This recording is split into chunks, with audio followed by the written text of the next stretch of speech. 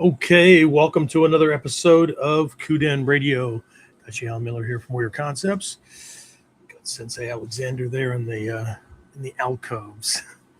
Anyway, let's jump into this, right? So, have you ever watched someone like Hatsumi Sensei, Nagato Sensei, I don't know, another master teacher, and thought, if I could just move like that, everything would be awesome, right? Everything would finally click.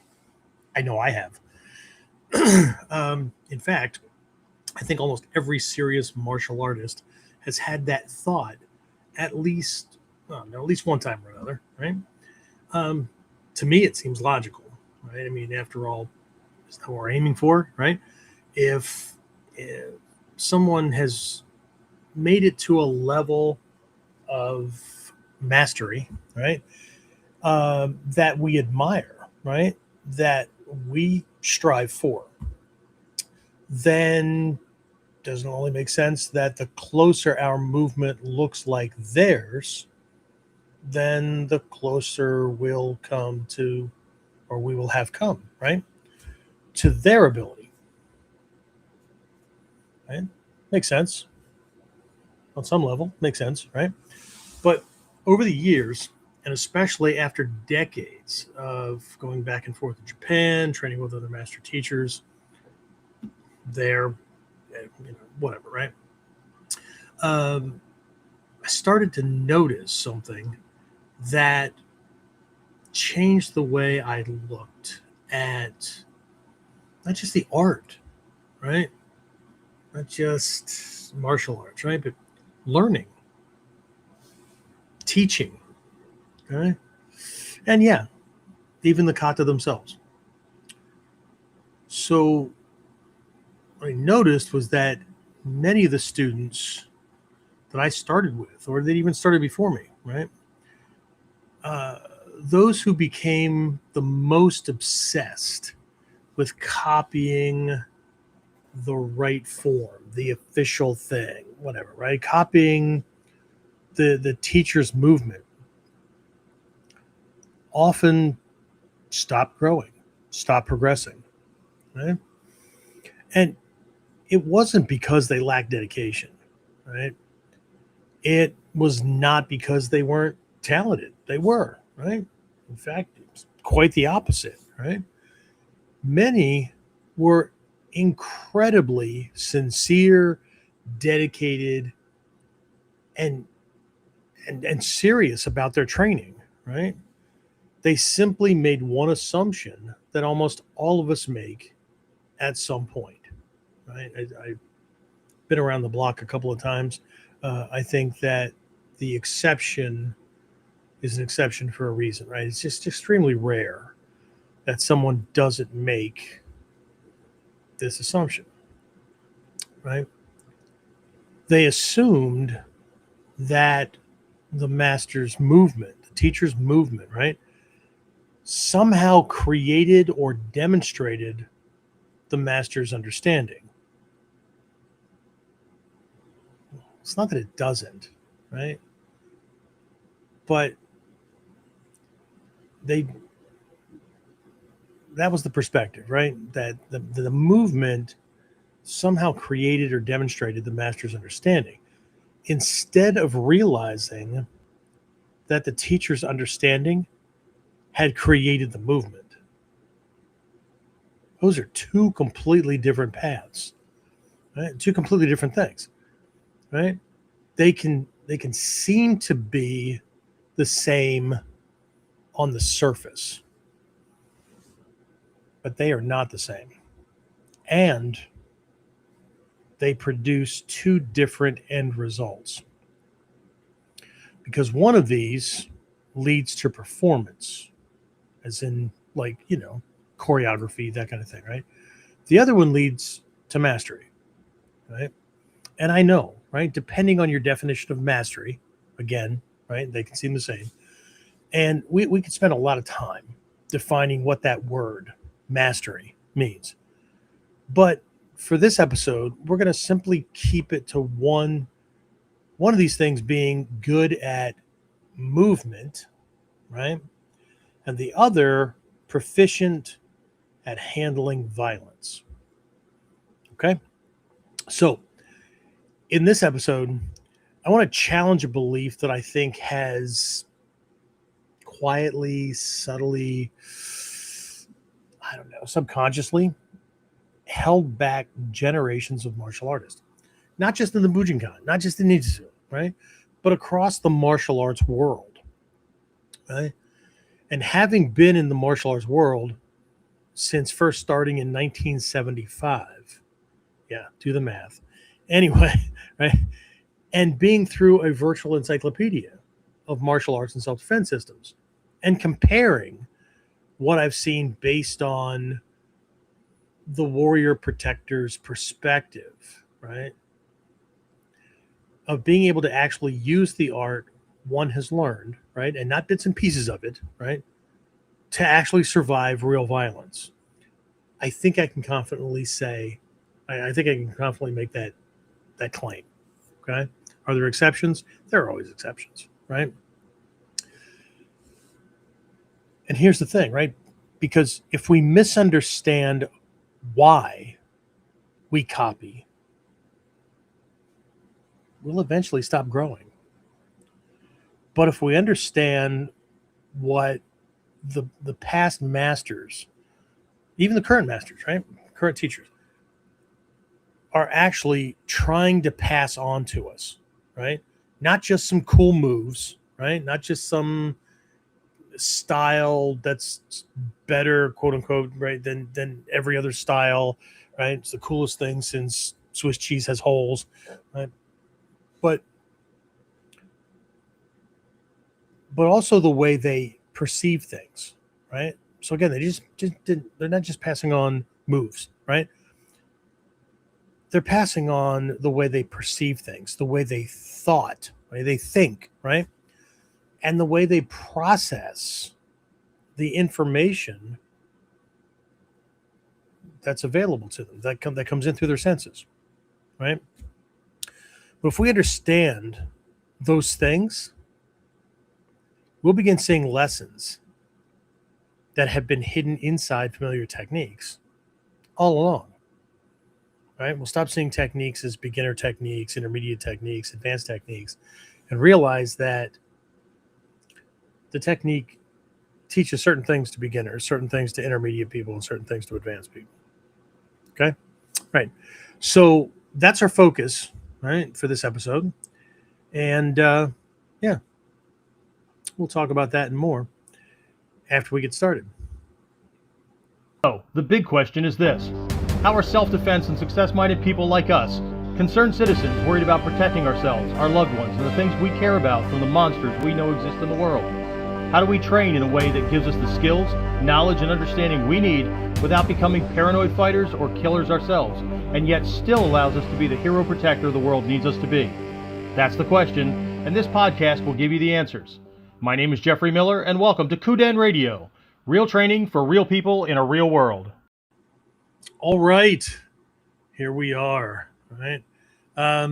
So, hello, everyone. Welcome back to another episode of Kuden. I am Jeffrey Miller, Bujinkan Daishihan and founder of Warrior Concepts and the Morning Total Dojo, for those of you who are new, right? And as always, for my, whether you're new or you've been on for every episode, I sincerely want to thank you for taking some time out of your week to spend it training with, well, mostly with Sensei Alexander, right? I'm just here to fill space. Anyway, no, training with me, training with Sensei Alexander. And to be sure, right, this is training, right? Our training is divided into three aspects: okay? Taiden, Kuden, and Shinden. Okay, Taiden is what everybody gravitates toward, right? It's what they doom scroll, right? Watching. I just learned that phrase from that term on YouTube or wherever they happen to be, right? Watching one video after another, watching physical demonstrations. Okay, of course, important, yes. Okay, but it's only a third of the equation required for mastery. Right? The other one is Kuden, right, which is the knowledge side of things, right? Strategy, strategic understanding, uh, history, the why, right? Those kind of things. And then Shinden is that heart to heart transmission where sometimes the teacher is speaking on non physical, you could call it spiritual, you could call it emotional, all kinds of things, right? But sometimes it's just spending time and hanging out with your teacher and watching how they actually do things, right? How they handle problems, how they handle pushy people, how they communicate, how they adapt and change, or I don't know, or they don't, whatever, right? Um, so the point of Kuden, the podcast, is to fill in for two of those. Um, Between this and Warriors Whiteboard Wednesday, right? This is the training that, in addition to reading, right, books, listening to, I'm going to say lectures, but I don't mean like, I'm wagging my finger here, right? Um, Parents of the teacher lecturing. I'm talking about, the teacher speaking, teaching that way. Um, Lots of times in Japan or at taikais or just these big seminars and whatnot, right? Hatsumi Sensei would stop. He would demonstrate something. He would stop, or he'd call everybody back. He might open up with something, right? We'd do the bow in, and then he'd turn around. And other teachers do it as well. Um, and this is the point where, and then they would have a discussion about something, right? They would relate it to shit. Hatsumi Sensei is related everything or things to anything from no plays to uh, haiku, poems to Western authors, right? Like, Frost's poems or whatever, right?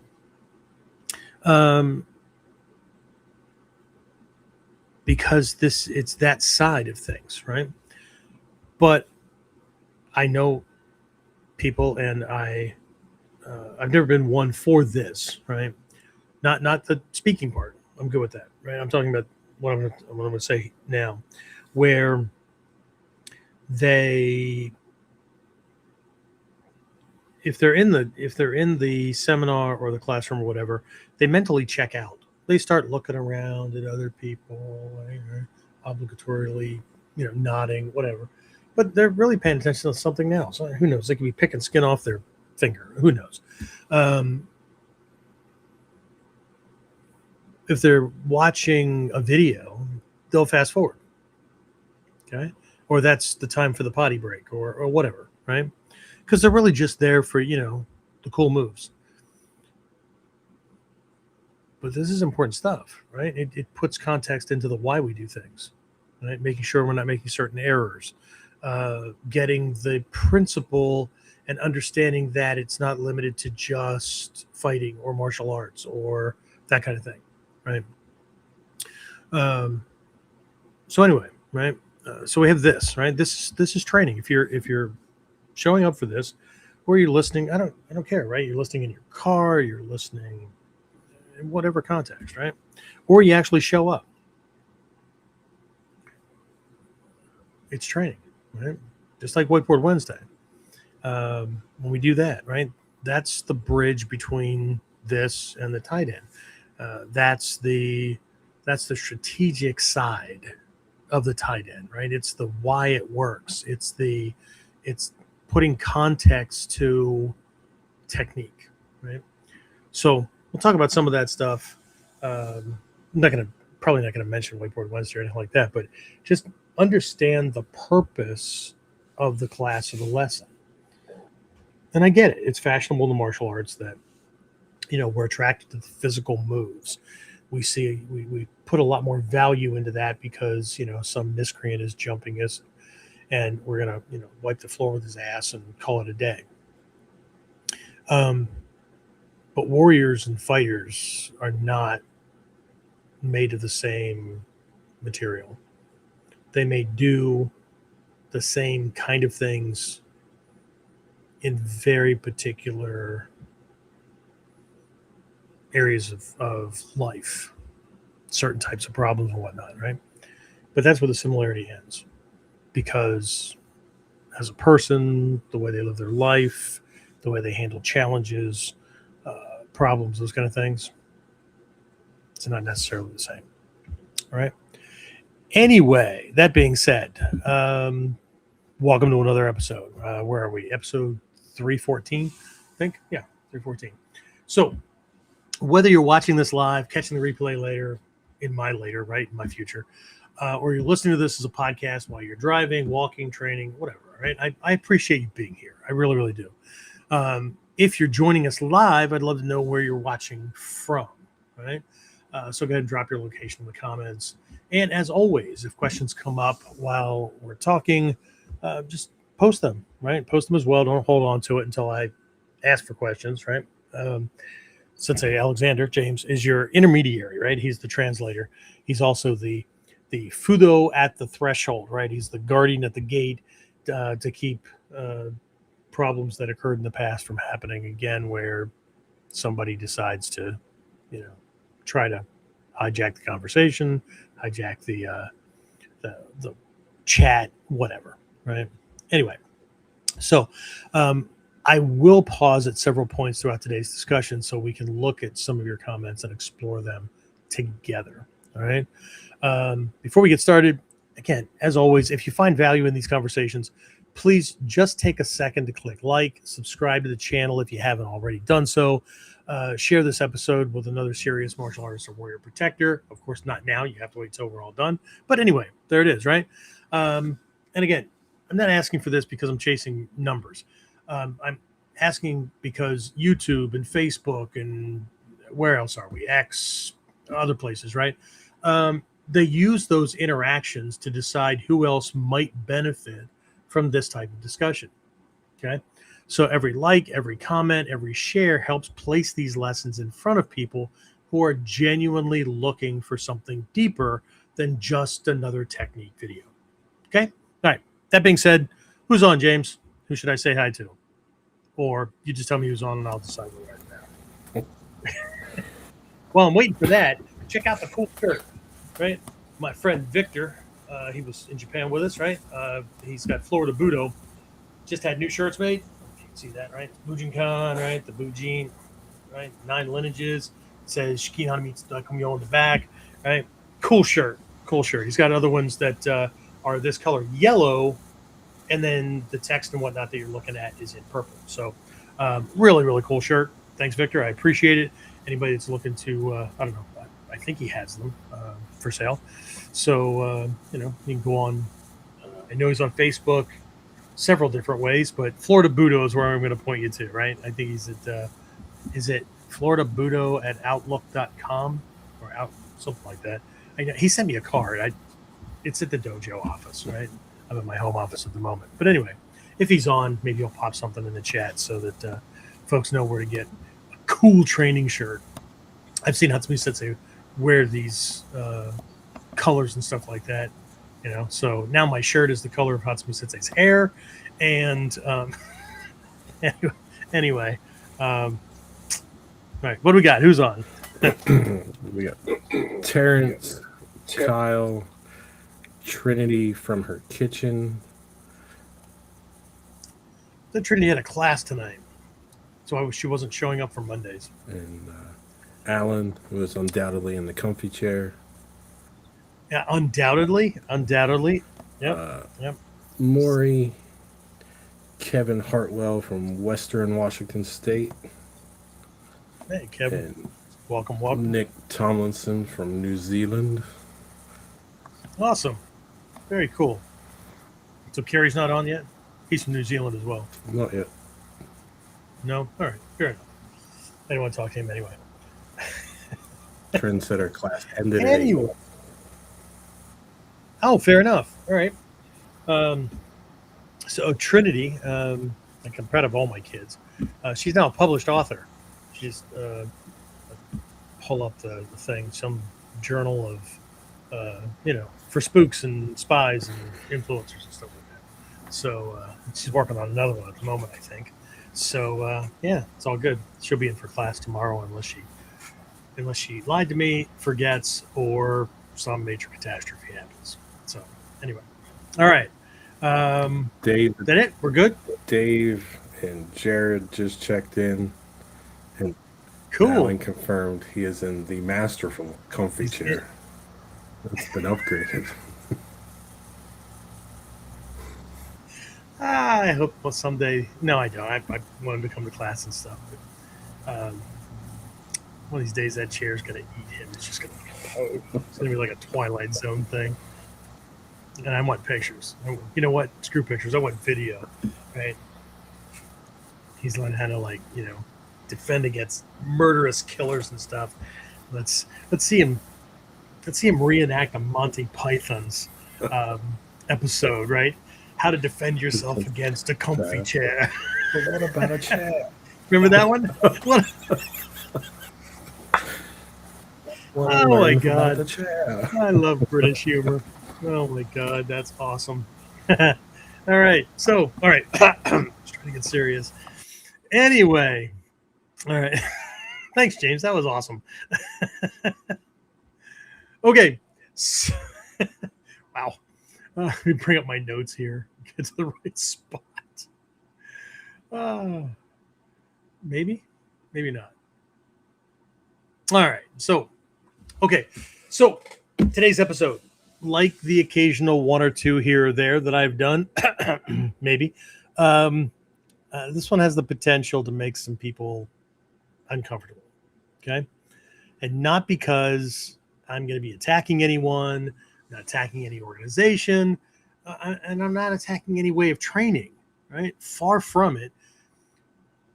In fact, what we're going to talk about today comes from a place of tremendous respect, right? For my teachers, for the traditions they've entrusted to us, and for the thousands of sincere students around the world who are doing their very best to preserve and pass those traditions on, right? To learn this stuff, right? To get good at it, right? But, and here's the thing, right? And as they would say, it's a big but, right? I don't believe most martial artists who become stuck are lazy. I don't, right? I don't think they're untalented. And I certainly don't think they lack dedication. Are there ones who try to convince you that they're training that fall into something? Maybe, right? I don't concern myself with them, right? I'm here to help students that they're not that, right? Many of the people who hit a wall or plateau, right, or whatever, right, are among practitioners that you'll ever meet. You might be one of them. Have you met yourself? Right? So they attend seminars, right? They travel for training. They take notes, copious notes, right? They buy books and they actually read them. They watch videos, they practice, spin, repeat, whatever. Okay. My point is that they're really trying to copy what their teachers show them. Okay. And that's exactly where I think many of them unknowingly stop progressing. Okay. Are they learning stuff? Yeah, but let's not confuse learning and accumulating things with progressing. Because if that were true, the more shit we bought and the more we filled our house with, the more livable it would be. But eventually, at what point does buying stuff because it's cool turn into we're a freaking pack rat and we can barely move in our own house, or it becomes a fire trap or whatever, right? It's no different. The analogy is the same, okay? So that's going to be the gist of things, right? This, right? the copying. Okay. Not because copying is wrong, but because a lot of folks begin believing that copying and collecting is the goal. Okay. And I know a lot of folks have heard it, right? They learned the lesson. It's not the goal. It's not the goal. But their actions don't show it. Right? You ever heard that phrase? What you do speaks so loudly that I can't hear what you're saying. Okay. Perhaps they can't hear what they're saying. Okay. So over the past several weeks, and this is part of kind of an unofficial series kind of thing, right? But over the past several weeks, we've been exploring ideas like Kyujutsu, right? Kyujutsu Tenkan Ho, disguising truth and falsehood, what a lot of people would just call deception, whatever, right? Hidden lessons inside the Sanshi no Kata, control mechanisms. We just focused on Ichimonji or Seigan no Kamae, but how Kamae and our initial position narrow his options, right, and become control mechanisms, as opposed to just a place where we're going to stand to wait for his attack to come in, right? We've covered how the same technique, right, reveals or exposes or teaches completely different lessons as we move through these different phases of development, right? We move between beginner to intermediate to advanced and eventually toward Tatsujin, right? That fully actualized human being that I was taught was the aim, it was the goal, right? One of the recurring themes through all of these discussions, right, has been that the advanced lesson was already present in the beginner's technique. Okay? Now, I know because I've been in lots of martial arts. There are some, and there's some arts, there's some just curriculum, whatever, right? Where beginner means easy, right? And then the next level up gets a little bit more difficult. Next one up a little more difficult. But we're talking about like coordination, speed, remembering the moves, that kind of stuff, right? But like if you ever had your teacher look at you, you're doing I don't know, you're doing koku or you're doing yokuto or one of these first level scroll techniques, right? And you hear something like, dude, this is as easy as it gets, right? This is the beginner technique, right? And you go, wait, what? Yeah, okay. And this one's loaded with training wheels, so get this, so we can start taking training wheels off and get you to a point where you can ride the bike all by yourself like a big boy. They didn't say that part, but you get the idea, right? That this is as easy as it gets. Okay. And this technique has like 6 moves in it, or and it's not like you're doing it by yourself. There's a punch coming, or you're expected to do a rising shin kick and a lateral boshiken at the same time before putting your foot back on the ground and then driving a palm strike into his face or his chest or whatever to literally drive him off his feet. This is as easy as it gets. Okay, right? Because in some systems, it's you've got one kind of a one-step move, then we add one, then we add another, then we whatever. Right? But they're the same models. And we've already talked about how people at different levels are going to see different things. Okay. The question wasn't whether or not the lesson was there. The question was whether we were ready to see it. Okay. There's another phrase. When the student is ready, the teacher appears. Right. People have always been able to quote these neat little sayings, right? But it's not just the person. It's not just another human being as teacher, right? Kata's a teacher. During our fall camp coming up in October, we're using the sword as the teacher. Right? So, yeah, still the same. When the student's ready, the lesson appears, the teacher appears, right? Things shift. In Mikyo, it's called a turning in the seat of consciousness. Our perspective changes. What we're able to see, right, changes. So, anyway, that realization, right, led me back to something I witnessed over and over again in Japan during this recent trip, right? Students would watch Nagato Sensei, Noguchi Sensei, whoever I went to class with, right? And this was, over years and years and years too. So, back when Hatsumi Sensei was still teaching, right? They'd watch Sensei do something that looked effortless.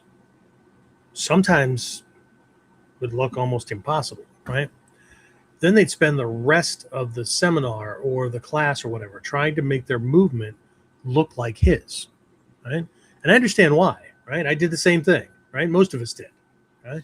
Even in the face of him saying, don't copy the movement, copy the feeling. I bet some of you guys even quoted that back in your head with me or said it out loud, okay?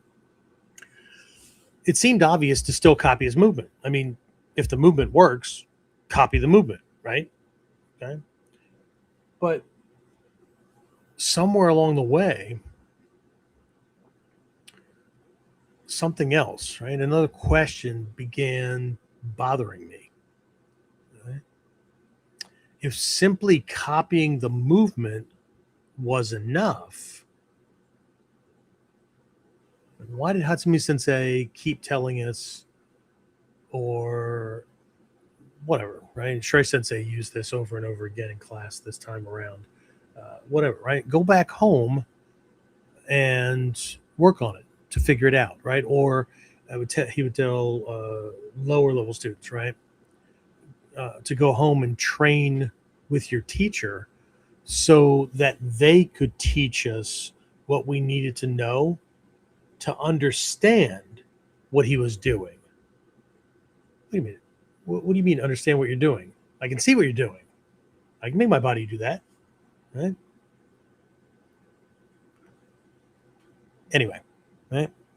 But why would he say things like, I'm teaching, like during this class, right? I'm teaching the Shihan, or I'm teaching the Dai Shihan, or I'm teaching the 10th to 15th Dans today, right? Or why would he demonstrate something exaggerated and then tell us, you can't do it like this, right? This won't work in a real fight. We'll talk about that here in a bit, okay? Just had a recent conversation with another Dai Shihan about this very thing and how people either don't listen or don't understand that, or who knows, right? Who knows? But at first, those statements, at least to me, they did, right? They seem contradictory, right? Now, I think they may be one of the biggest hidden lessons, I think, right? Because now I think they may have been some of the most important lessons he ever gave us. Not about technique, right? The lesson wasn't about technique. It was about learning itself, how to learn, how to look at what's being done so we can translate it, so we can understand it. Because if we don't understand it, how do we duplicate it? Most people think I study the movements to get to understanding. That's a pathway, right? But I don't think it's the whole thing. I think sometimes we have to get to a point of understanding. So when we look at something, we get it, right? We understand what the model's teaching instead of thinking that the point of learning the technique is, well, I have to learn that. I have to collect all the techniques. It's kind of like having a stamp collecting book, and I have to collect all the stamps on this page, right? And then move on to the next page and whatever, right? there's a part of me that doesn't believe that is like these for these serious students that these kind of things are this kind of thinking is not their fault, right? I'll get back to that, but because we have to all realize that whenever we approach a subject, we're coming at it with preconceived notions. We're coming at it with baggage, maybe from other classes that we took in the same field, in the same area, right? But anyway, right? So I think that when he did certain things, it wasn't so much about the technique. It was about learning, about how to learn, how to look at it, right? How to learn from it. Okay. Because I no longer believe the movement was ever the lesson. As a matter of fact, lots of master teachers, Shinden Sensei, whatever, right? You learn the movement so you can learn lessons. Okay. But the movement wasn't the point. The movement was, I have to learn this. And once I learn it, now I'm at the starting point. Wait, I thought the starting point was before I learned the movement. No, you got nothing to base it on. Okay. I think the movement, right? This is me today, right? I think the movement is pointing to the lesson, not the other way around. Right. And there's a world of difference between those two ideas. Right. So before we continue, I'd love to hear from those of you who are watching live, especially those of you who have been around in the art for a while, right? Have you ever reached a point in your training where you felt like you'd hit a wall, where you hit a plateau, right? Where things just kind of all turned into the same thing, or whatever, right? Every class just looked like we've done that before, right? Or maybe you've gone back to a technique you've practiced for years and suddenly saw something completely new, right? That had somehow been there all along, and you had to ask yourself, right, how the hell did I miss that, right? If so, let me know in the comments, right? We'll take a minute here in a bit to look at some of those as we move farther into today's discussion. Right? James will just keep track of all that stuff. Right? So let's begin with something that surprises a lot of people when I say it. Right? I don't think copying the master is a mistake. Right? In fact, I think it's absolutely necessary. But Sensei, you just said that it's a big mistake that people are making where they just try to copy the movement. Yeah, I understand. Okay. But I also said that copying was necessary. I think it's absolutely necessary. Right? The real question isn't about the copying. Okay? The problem I pointed out was that the copying, people think that's the point, and that's why their progress stagnates or they hit a plateau. Now, some people hit that plateau and they don't question anything, right? They don't feel bad. They feel everything's awesome, right? Because to them, that was the point. And so they've arrived, right? They made it, okay? So this doesn't really point to the copying, right? The real question is, right? For those of you who know and have been following this stuff and Whiteboard Wednesday and you come to class and all that, right? Anybody's been around for a long time knows that I do this all the time. I've just put a concerted effort into making sure that students get quizzed, right?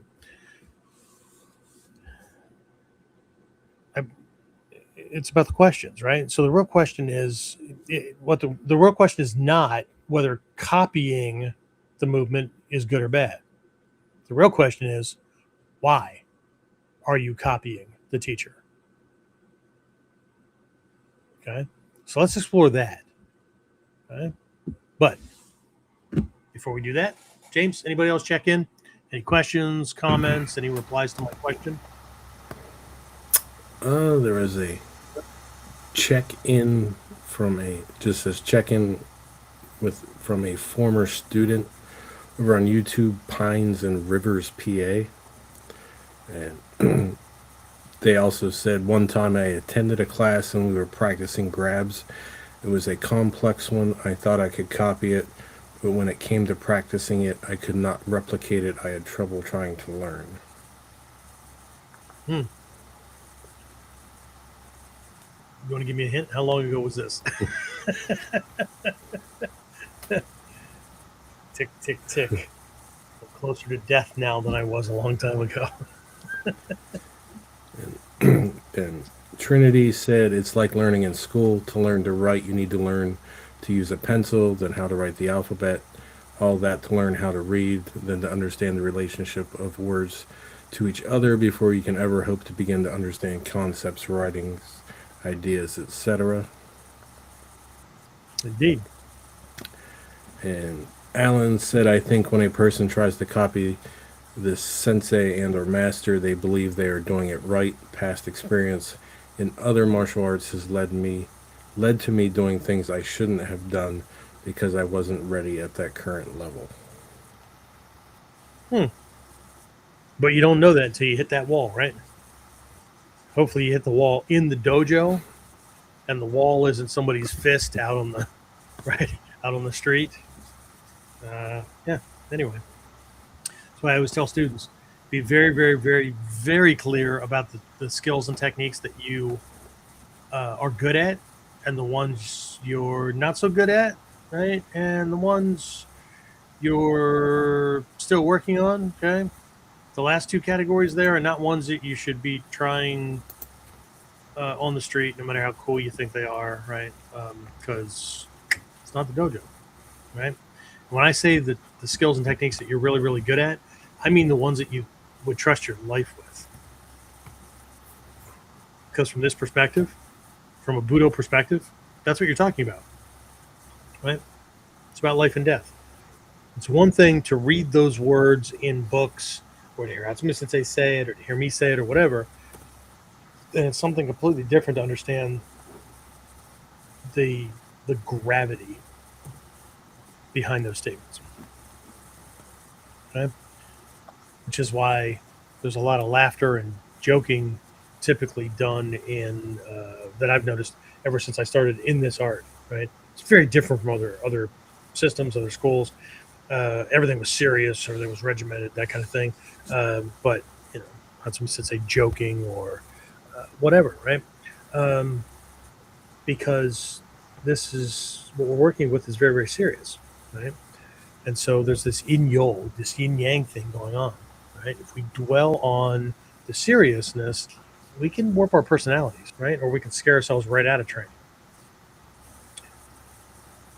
But there is a seriousness to that, right? We need to think about it, but not dwell on it. Right?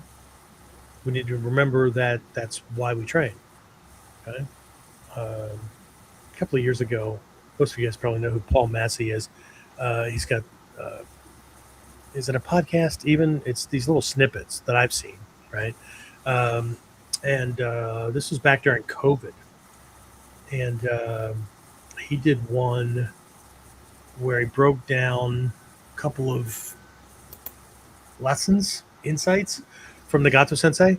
Anybody who's been to Japan knows that Nagato Sensei is a man of few words. Just he's not the talkative one, right? And apparently Paul had called him up and said, "Hey, how you doing?" And he said, "I'm doing okay. I'm doing well, right?" And Paul said, "Do you have any words of? Do you have anything you want to tell or share with the folks that tune in for my thing?" He goes, "Yeah, tell them I'm okay." And he goes, "No, that's not what I meant. Right? Can you do you have any words of wisdom, right?" And I'll try to get these in the right order, but apparently he told Paul, he said, "Yeah, these are difficult times." Remember, this was during COVID, right? So these are difficult times. This is why we train. Learn to think for yourself and survive. So, right, I think Paul's thing was just kind of diving into what those things could mean, but that's what Nagato Sensei left things with, right? But the lessons can be very short. But we have to remember that the soke or the master teacher, if we go to Japan or we're training with somebody very, very high up, right? It's not their job to teach the basics. I know. Damn it. From a Western perspective, right? I'm paying for those lessons. Yeah, but that's what seniors are for. That's what Shidoshi or lower level instructors are for and whatnot. And this is not an opinion. This is both coming to understand why Hatsumi Sensei taught the way he did, why these current master teachers teach the way they do.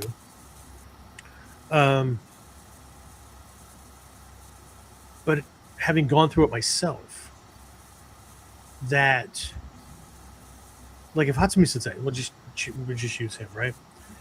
If he went back to teaching Konopo step by step by step, right? And you guys can find these things on YouTube, right? There are videos from seminars and whatnot back in the 80s, right?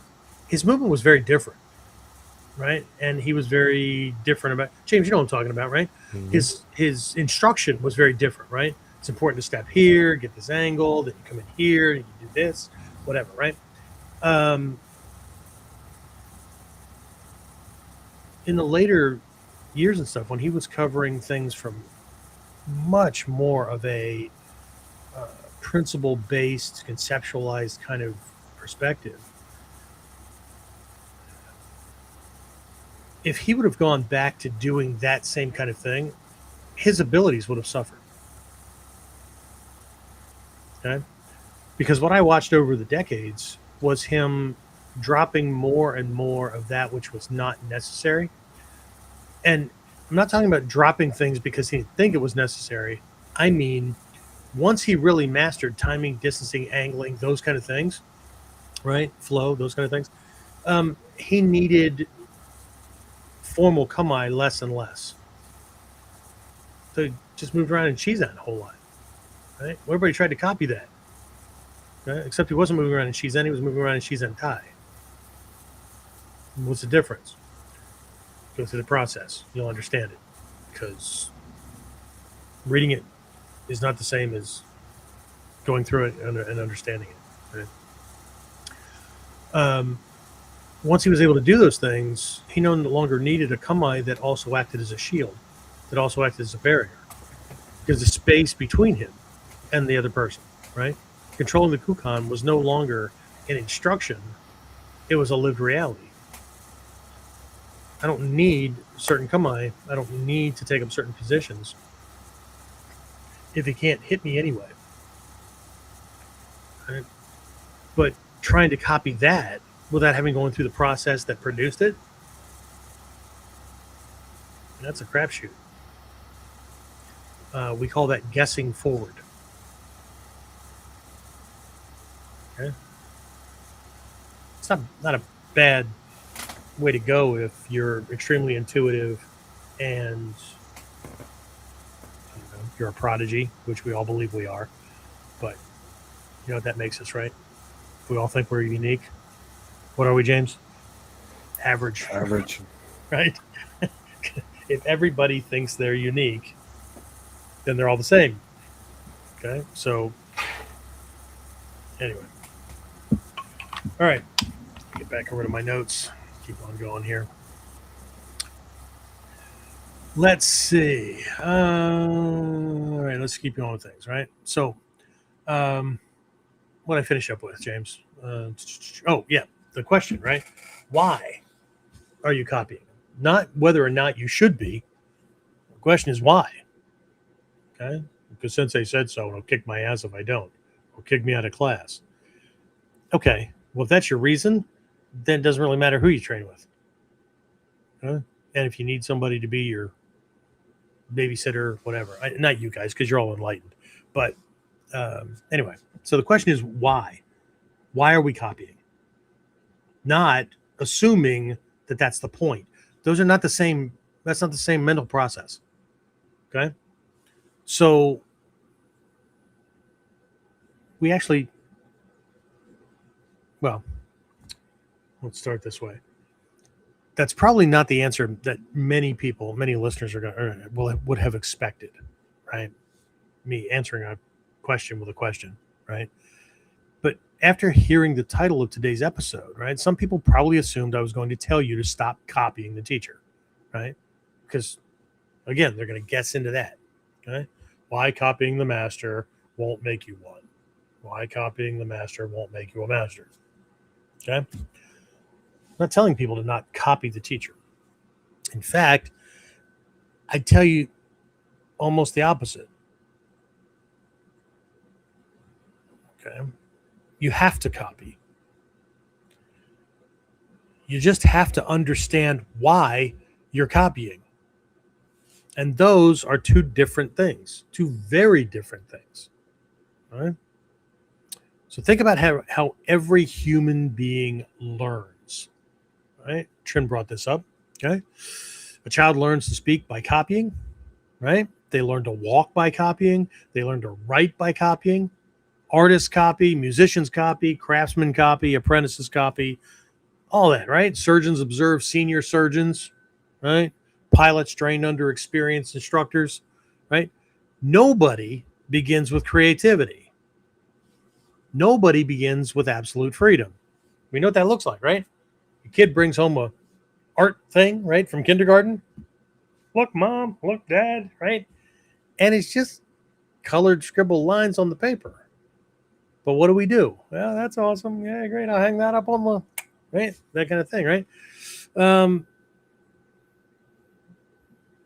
But they're getting a handle on what? Right? The child puts this thing in their hand and moves their arm around and realizes, hey, this leaves lines on here. So what do most kids do? Make more lines, try different colors, or stick with the same one, right? It's right. Nobody begins with expression. I mean, we could argue about certain types of art, right? Being expression, right? But the reality for most, we all begin with imitation. Right? The problem isn't imitation. The problem, especially in our realm, is believing that imitation is the destination instead of the doorway. Okay. And I think one reason this becomes so confusing is because many of us have been conditioned to think that learning means successfully reproducing what someone else has already demonstrated. Okay. Now, I want to be careful here. I'm not criticizing Western education, but I've used this analogy before and I've discussed this, right? There are many areas, okay? Medicine, engineering, aviation, skilled trades, whatever, right? Where problem solving is absolutely the objective, okay? But many of us grew up in educational systems where success was often measured by how accurately we could memorize, repeat, and reproduce information, right?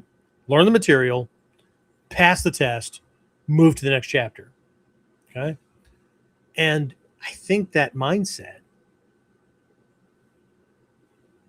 unconsciously or consciously follows people into martial arts. So when they watch a teacher demonstrate something cool or extraordinary or whatever, right? Their mind naturally says, okay, how do I copy that? And if there's rank involved, if there's testing involved and all that, right? Okay. Which one of these ways do I have to do to pass the test to get to the next level? To see where I'm going with this, right?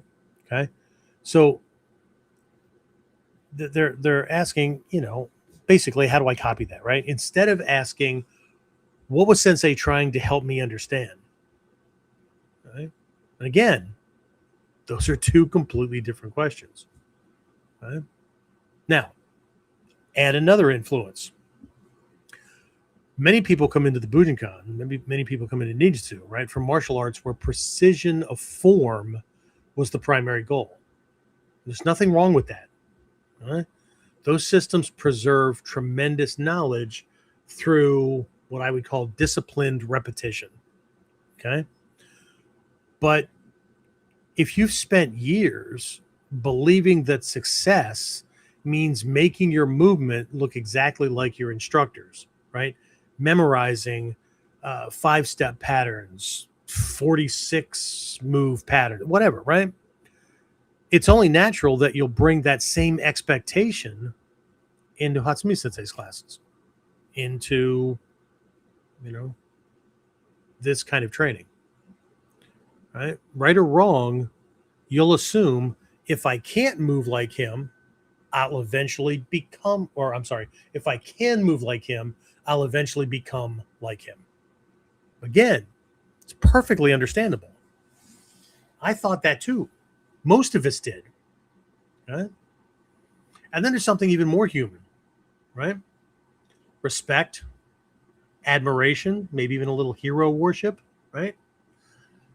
You watch someone move with a level of freedom and capability that you've never experienced, and you think, that's what I want, right?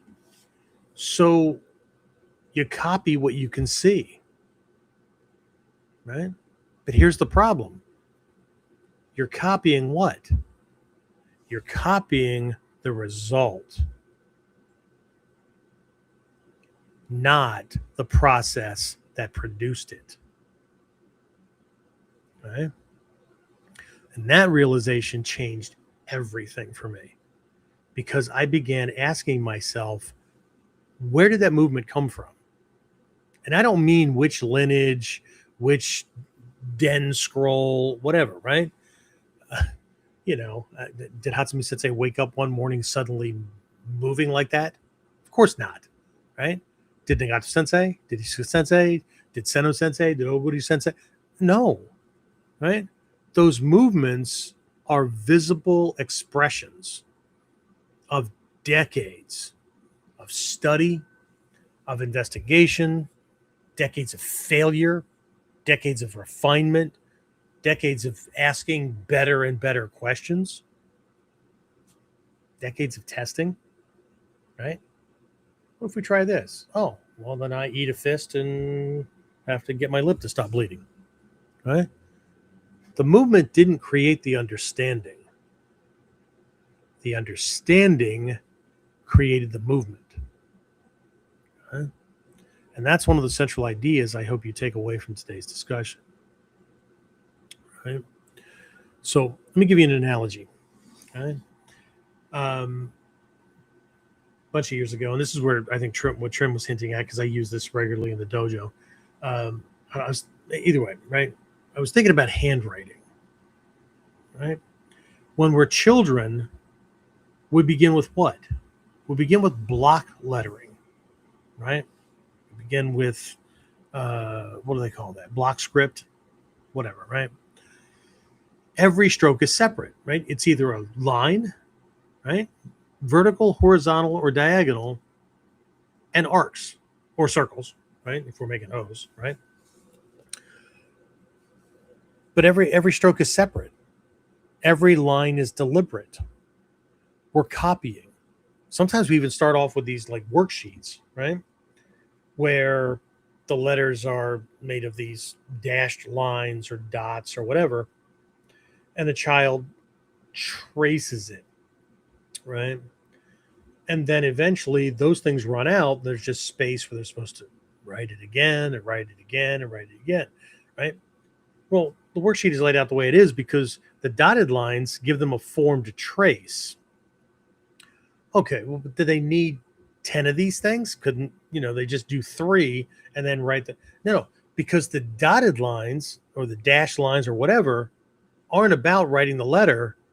It's about coordination, being able to successfully draw a line at that angle, right? Vertically, diagonally, horizontally, or whatever, at that length without overshooting it, undershooting it, or whatever. Now, after that amount of time, muscle memory starts picking up on, oh, okay, I know the pattern, right? So now I'm going to be on my own, but I've got these hard lines at the top, hard lines at the bottom, dotted line in the middle point, right? And now I'm going to write these things, and I have to hit the points. I can't go above the top line, can't go below the bottom line. I got to hit that center point, right? If we were learning Japanese and we were learning kana or kanji, we wouldn't have horizontal lines and then a dashed line in between. We'd have these boxes, right? Foursquare. Because certain parts of the kana or kanji, a certain amount of them, length of the line or whatever, goes in each block, right? It's still a guide. It's still a guide, right? Until we can write smaller and smaller, right? Now we're writing on notebook paper, 3-hole stuff, right? Doesn't have that center line. It's just lines. And we have to know that I'm writing in certain lines, and then I drop down one. I leave a space, right? Learn spacing, all those kind of things, right? Until I can eventually write on not unlined paper. I can write on a Post-it note. I can write on a napkin, right? Because I can keep these things the right height, the right space from each other, the right space between words, all those kind of things, right? Okay. But we have those things. But again, we start off with block letters, right? And then, assuming your school still taught it, here they're bringing it back, which is cool, right? We learned cursive, right? Now the pen lifts from the paper less often. The movement begins to flow. One letter flows into the next one, into the next one, right? And then something interesting happens, right? You develop your signature, right? Your signature eventually becomes so compressed that many of the individual letters almost disappear. In mine, a bunch disappear, right? If someone looked only at your signature, if that child, right, didn't even do block letters, they just looked at your signature and tried to copy it, without ever learning block letters, without learning how letters connect, without years of writing, what would they produce? A scribble, right? Might look just like that piece of artwork that they brought home and we hung up on the refrigerator, right? Because it would simply be imitation. There'd be no meaning behind it. There'd be no context behind it other than a bunch of randomly drawn lines that intersect here, there, thickness changes, whatever, right? And that's why I began saying compression without understanding is at best imitation.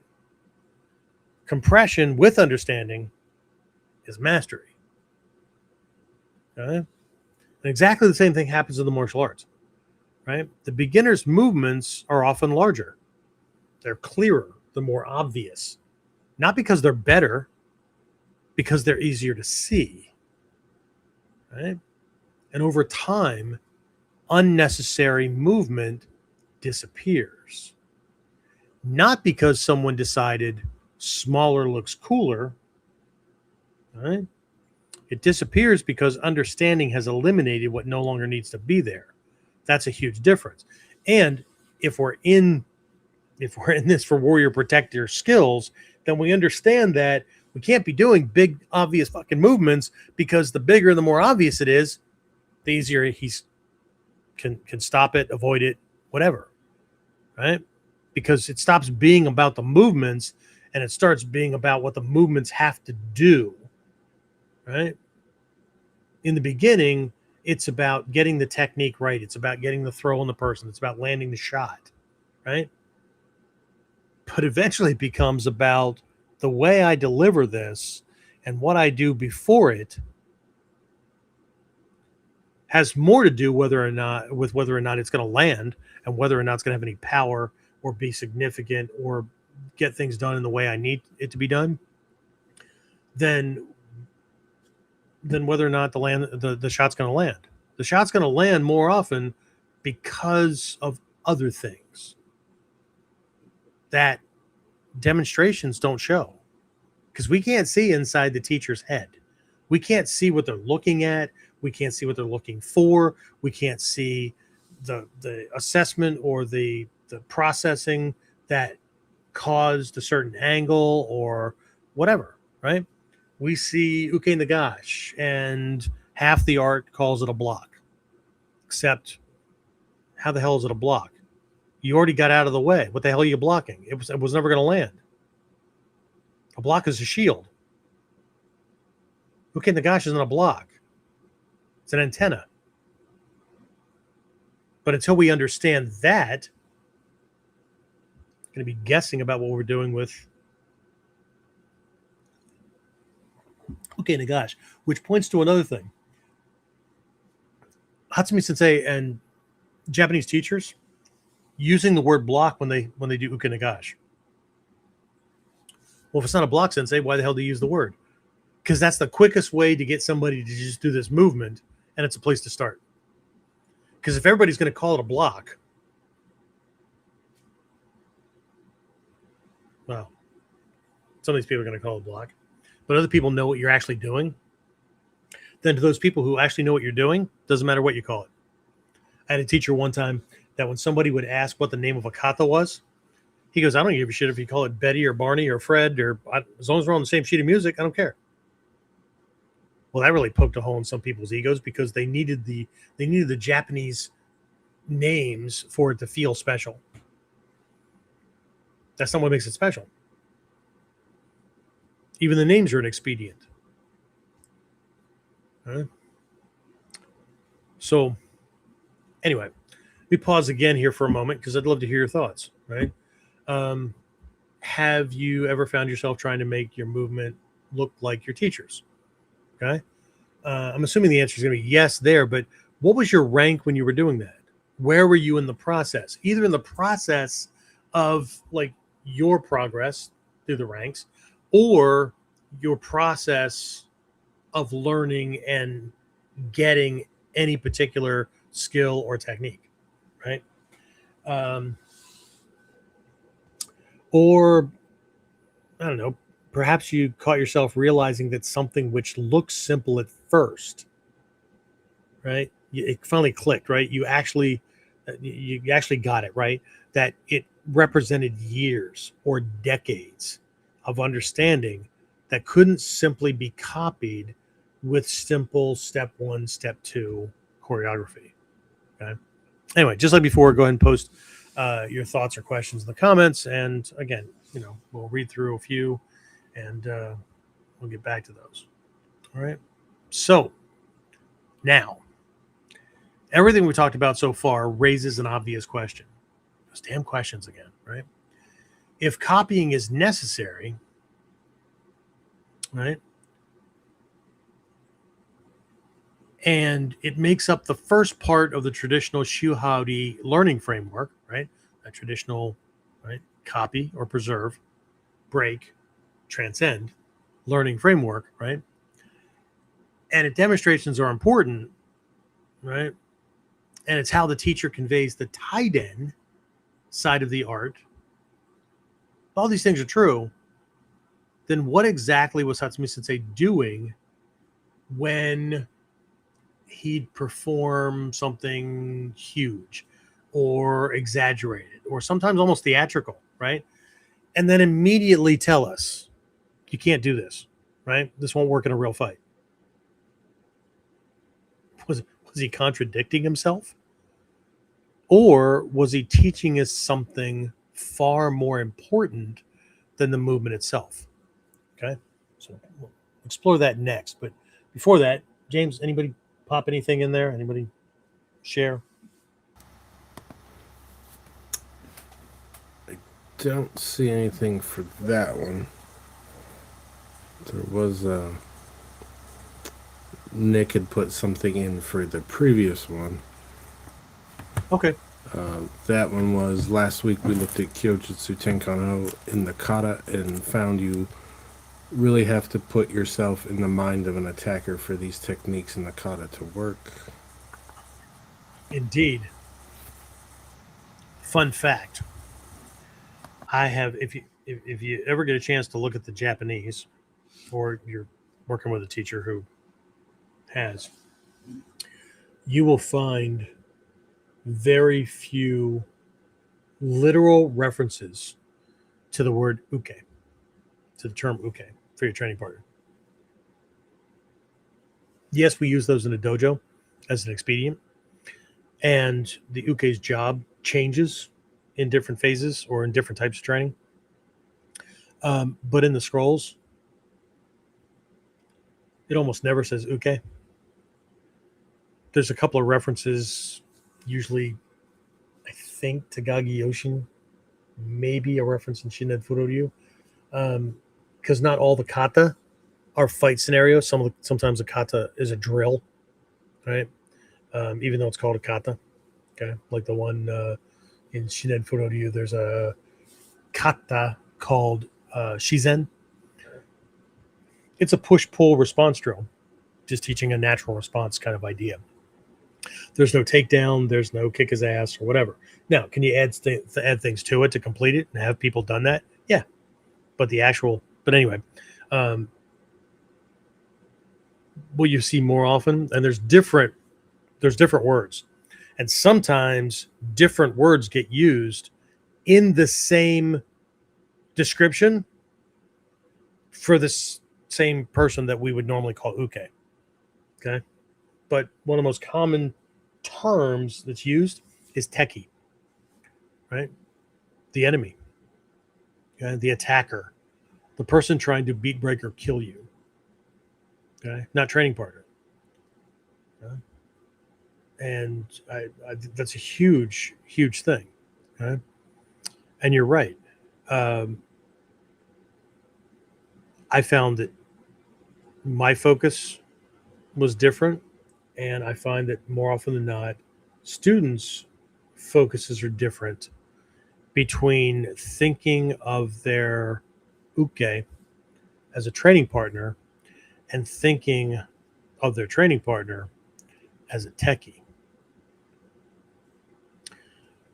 When I was coming up through the ranks and I was working with Stephen Hayes, there were many times when, even if we were doing something slowly, the instruction was, I want you to operate and think in terms of, if he even touches me lightly, I will die. And the more you can get your head wrapped around playing that game, the more visceral certain things become, right? It becomes less intellectual and choreographed physical movement, and there's more of a feel to it. There's more of an edge, right? Because even to a slight extent, the adrenals start kicking in and fight or flight starts taking over. Not a lot, but it's like playing hot hands, right? Your partner's not going to break your hands, but one person's trying to smack the other one and trying to catch him off guard, and the other person is trying to not let that happen, right? Even though you're not moving, you're not getting slapped in the face or whatever, right? The adrenals kick in. It's a game. But it's a game with consequences. Because those slaps hurt. They sting, right? So I think you got something there, because that's really important, right? The number of people that, think about the Zanshin aspect of training, right? Zanshin, awareness, where your mind is supposed to be not just while you're training, quote unquote, for the folks that are on audio only, right? But from moment to moment as you're doing things, right? Because if we're always doing soft training, if we're always doing step-by-step training, if we're always doing safe training, if we're always doing beginner style training, the uke punches and then hangs out in space until you take them down, right? Then it's very, very difficult to get out of thinking about what I'm doing to him. But as soon as we introduce consequences, like he's allowed to escape, he's allowed to resist, he's allowed to reach out, even if he just pokes you in the forehead instead of punches you in the face, if you don't have certain things covered or his balance isn't off or whatever, right? Now we find that, shit, I absolutely have to have my body under control. I can't be thinking about the technique. I have to know the technique, right? Because most of my awareness, most of my zanshin has to be on him, has to be on his limbs, has to be able to feel where his balance is, right? Has to be able to feel the space between the two of us, so I know whether or not the distance and angling will allow for him to punch me in the face or not. Right? Nagato Sensei kept pointing this stuff out in Japan. Now he was using the term kamai, good kamai, good kamai, good kamai, right? But he wasn't making any kamai that people could get their head wrapped around, because he wasn't talking about the shape of your body. He was talking about the placement of your body parts relative to his body parts that could punch your lights out or kill you. Okay? These are foundational things. They're not basics. They're the bricks in a damn building that without them, it'll come crumbling down. Right? So, I mean, this is the premise behind the, and I didn't know that Rob Brenner called his what he was doing 0 point until just recently. So years ago, when I created a worksheet that I called the 0 point training framework, right? It's just a kind of a big picture kind of thing, big picture to small picture kind of thing. The 0 point and the worksheet, if anybody has it, you know what I'm talking about, right? So you put the name of the technique at the top and whatever, right? The lineage it comes from.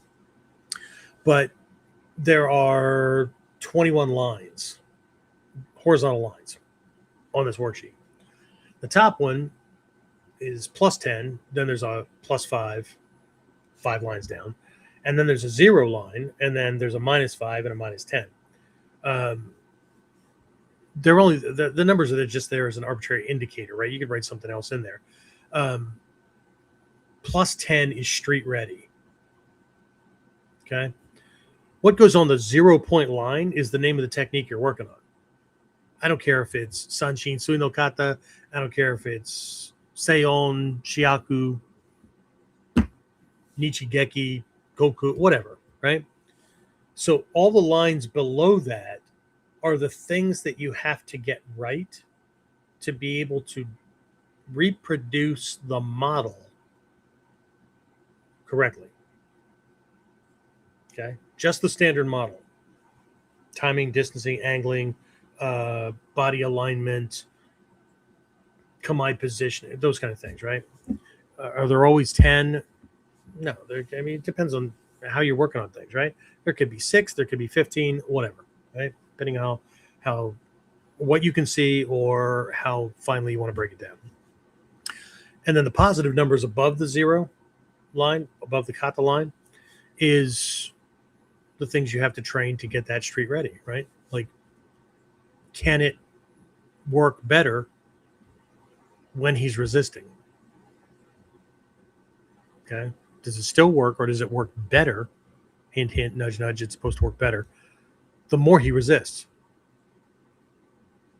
Yeah. What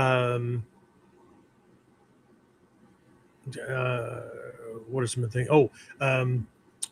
One of those lines is you can do it regardless of what attack he throws. So if it's a punch, obviously the model that most people are used to dealing with is the classical tsuki, this straight line kind of thing, right?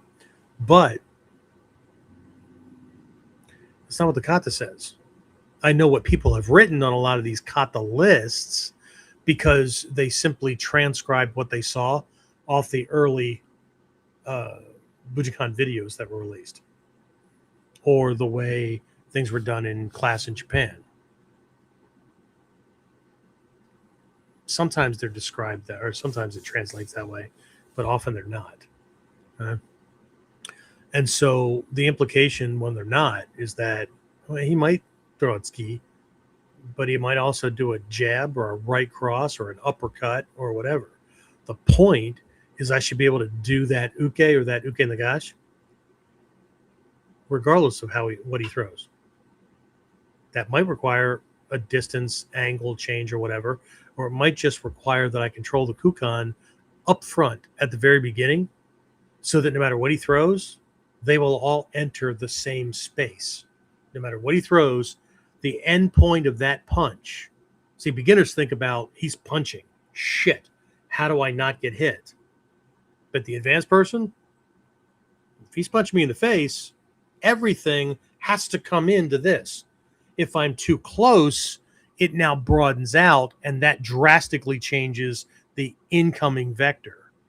But if I can position myself so everything's a cone and it funnels everything to the same point, now I can do the same move to the same angle and receive that the way the kata says I should be able to receive it, because it shouldn't matter what he throws. Same thing with kicks, same thing. Okay. But when we don't know that little piece, when our skill set doesn't involve that piece, we're only looking at a punch coming in. Now, whether it's coming in straight or a shallow hook or a big flailing hook or whatever, all that does matter, because by the time the fist gets there, it's coming in on a different line instead of into the same point. So it could hit anywhere on my head. It could hit anywhere on my body, as opposed to me funneling him in. It's very different. All right. Anything else, James? There's one follow-up from Nick and one from Pines and Rivers. Nick said, I've been attacked with gun, bat, knife, and body where they have wanted to cause harm. The things I used, distance and kamae, to survive are all through the Bujinkan kata. Cool. Yeah. Has anybody ever either talking about something, or you did a video or whatever, and all kinds of jackwagons come out of the woodwork to tell you that you couldn't really do that in a fight, but you've done it at least once, if not many, many times? Like the number of times I've whipped a mushadori or an onikudaki or gyakute or whatever on somebody, like it was a bad day, right? Like successfully, right? But now I got these people telling me that would never work in a real fight. Maybe I was dreaming. I don't think so, but I mean, anything's possible. But anyway, so I'm sure we all have little experiences like that. Now, how you respond to those things, like somebody who really knows, I don't have arguments with these people, okay? Because their condemnation or their statement or whatever is coming from a limited experience. I'm not saying they can't fight. I'm not saying they weren't in fights. I'm saying that their fights look a certain way, right? Like people telling me that nobody grabs wrist or whatever in a fight. My wife, coincidentally, my wife and I were just watching. We often watch cruise videos to get tips and all that kind of stuff because we like, making our money stretch, and or seeing certain things in certain locations and whatnot. And I don't know, I saw this one video that was great examples of the human race doing dumb things, right? And one of the scenes, somebody was shooting with their camera. Two absolutely drunk shitheads. James, you ever been on a cruise ship? Mm-hmm. Okay, so all these elevators, right? They're spaced out along the ship, right? Okay. Have you ever had anybody ask you where the elevator was that went to the front of the ship? I don't think. True story. True story, right? I'm pretty sure that all elevators go up and down, but anyway, they wanted to know which one, right? And then, oh, I get a walk. Oh my god. Anyway, right? So, not this one. Two guys drunk and they're doing this thing, right? And of course, there's a whole lot of flailing going on, but one throws this punch and the other one just kind of moves enough to get missed, but his arms, just where his arms were, the end of this punch turned into a wrist grab. Now he lost it very quickly because he had no motor coordination, but that punch, that missed punch, turned into a grab, right? And the first thing I thought was, oh yeah, these things never happen in the world, right? Because I can't ever think of a time where I was in a fight and I grabbed somebody or they grabbed me. Okay, you ever in a fight where somebody was shooting at you? No. Well, I guess nobody ever gets shot or shot at them. It says one's experience dictates the reality of the universe. So, but anyway, but yeah. So anyway, anybody have anything like that? The other one was from Pines and Rivers. Said they were a student a couple years ago, and then said white belt, yellow belt. I would often sink my knees a lot like Mr. Whistler, practicing high and low blocks. It works for me. It feels more comfortable. Cool. All right, awesome. I was just going over some notes and some stuff from training days with Oguri Sensei. He hasn't been with us for a long, long time. That man made us sink low, way, way low. So if you remember those kind of training days and whatnot, then or training with Shoshi Whistler and stuff, then yeah, probably came from that era. So anyway, okay, all right. I'm just going to keep on going here because I still have a few things here. Okay, so I was just speaking about somebody earlier, right? Rob Renner is one of the Daishihan in the Bujinkan. He's lived in Japan for 20 years or better, 21 years, something like that. His wife is Japanese, whatever. Anyway, so he and I were just talking about something just the other day. As a matter of fact, I took some of my students to a couple of his classes when we were in Japan, and I think they learned a lot. Rob tends to teach like I do, tends to break things down and explain the science of why something works to help people get things. But either way, right? We were just talking about some. We had a little chat the other day, and we were discussing how often Hatsumi Sensei would demonstrate something that, again, it looked almost impossible, or it looked tricky, or it looked really cool, whatever, right? But he was demonstrating one of these things as an option, right? And sometimes it was really big, sometimes it was really dramatic, sometimes it was very subtle, right? But he would do it, and then he would immediately say something like, "You can't do this," right? It wasn't a challenge, right? He would say like, "This won't work in a real fight," right? And people would nod, right? Because that's what people do, right? Now think about that for a second, right? How many people heard those words, right? I don't mean you guys, right? But how many in class heard those words, right? But never really heard them, never really listened to them, okay? Because what had just happened, right? They had just watched something incredible, right? Their attention was completely captured by that movement, by that option, by that trick, right? It was cool, right? Or they needed it to be doable on a real attacker, right? I mean, learning self-defense, he's whatever he's teaching has to work, right? So what they do? They naturally went home trying to recreate the demonstration. But I don't think that's what Sensei wanted us to take home at all. Right? As I've thought about this stuff and I've reflected on those years in Japan, I believe Sensei was making a distinction that many of us, especially those of us in the West, right, missed. Right? Again, he wasn't saying you aren't good enough yet, right? He wasn't saying someday you'll be able to fight exactly like this, right? He was saying something much more practical. He was saying, I'm exaggerating this so you can see something. Right? And those are very different lessons. Okay? Think about every good teacher you've ever had, right? If they're teaching on a whiteboard, they write bigger than normal, or they retrace over certain letters to make them bolder, right? Not because giant or bold letters are better, right?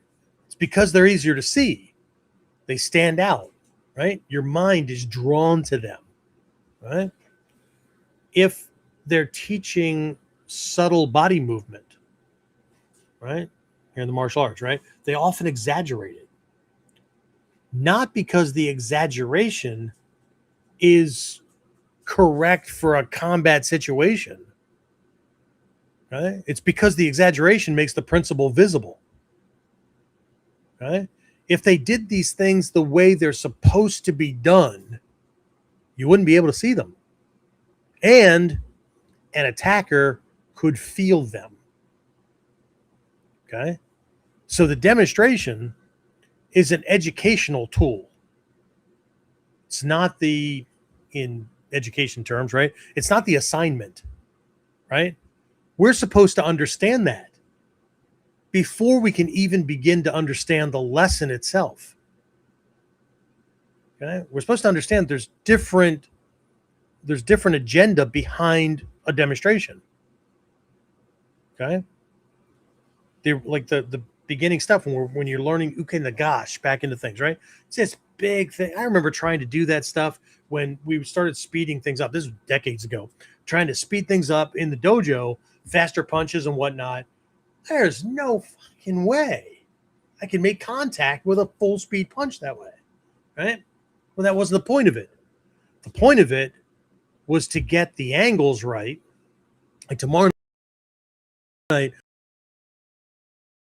one of the things we're working on, those Nimbo Masterclass, if you're online, you'll get that lesson too, is this 45-degree angle thing.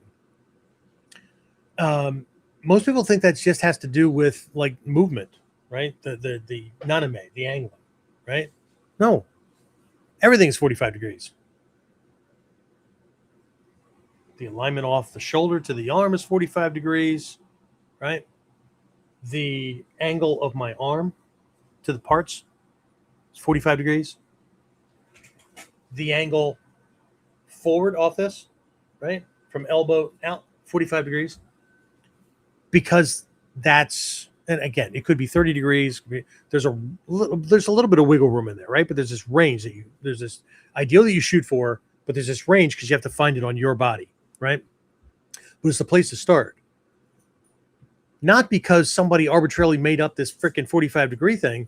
It's because these points in this alignment off your own body is physiologically strong. Less than that, this arm's going to fold when contact is made with it. More than that, it's not just going to fold, right? It's going to knock me off balance, right? Or it's going to land more weak and things like that, right? So the beginner's form is not the combat form. They were never designed to be that way, right? This is what it means in the scrolls, not the densho. Sometimes it's written in the densho, right? It's interesting. Again, Rob and I were having this conversation because we were talking about how if you have that one book, it's not The Complete Ninja, it's Fighting Arts of the Samurai, maybe, by Hatsumi Sensei, right? Only a third, 40%, give or take, of that book is in English. The rest of it's in Japanese. Okay. What's very interesting is that the technique descriptions in English are not word for word translations from the Japanese, because the Japanese is in the book. For every technique that's written, the original Japanese is there. Okay. And since everybody has apps now that you can scan over it, okay, translator apps, you can now read them. There's a shortcut to Japanese. Doesn't say the same thing. What's interesting, Rob and I were talking about this, was that the people who did the translations thought they knew what the technique was. So they didn't need to copy this over. They just wrote out the description of the form as they learned it. So it ended up being written out the way those mid to late 80s, early 90s kata list got circulated around. It's not a problem. I mean, people can start somewhere. But if they think that's directly off the scrolls, it's not. The Japanese is. Okay? It's very different. Okay? But what never gets translated into those kata lists, because they either transcribed video or class demonstrations or whatever, and this shows up in the Banzen Shukai a lot, whatever, right? At the end of something that looks like, oh, they're telling me how to do this, right? It will say there's a Kuden, or you will receive the remainder via Kuden. Mouth to mouth, teacher to student. They're not putting it in writing. Okay. And the Kuden is, you have to get this right and then be able to tighten that up. So when you move to Kamae and you do this smaller one, it has the same power. It has the same structure on contact and whatnot, so that you can blast that arm away. Ask any of my students about circular or swatting counter strikes or whatever. Very little movement. But it feels like somebody just wound up with a, Louisville Slugger. And this is not ringing bells, right? Shinoshi Whistler can do it. Anybody that understands it and has worked the process can get to that point. So now when somebody says, right, you can't do this thing against a speed punch, you're right. You can't do the beginner's model, right? The Kihon model, you can't do that against the speed punch. It's not what it's for. Okay?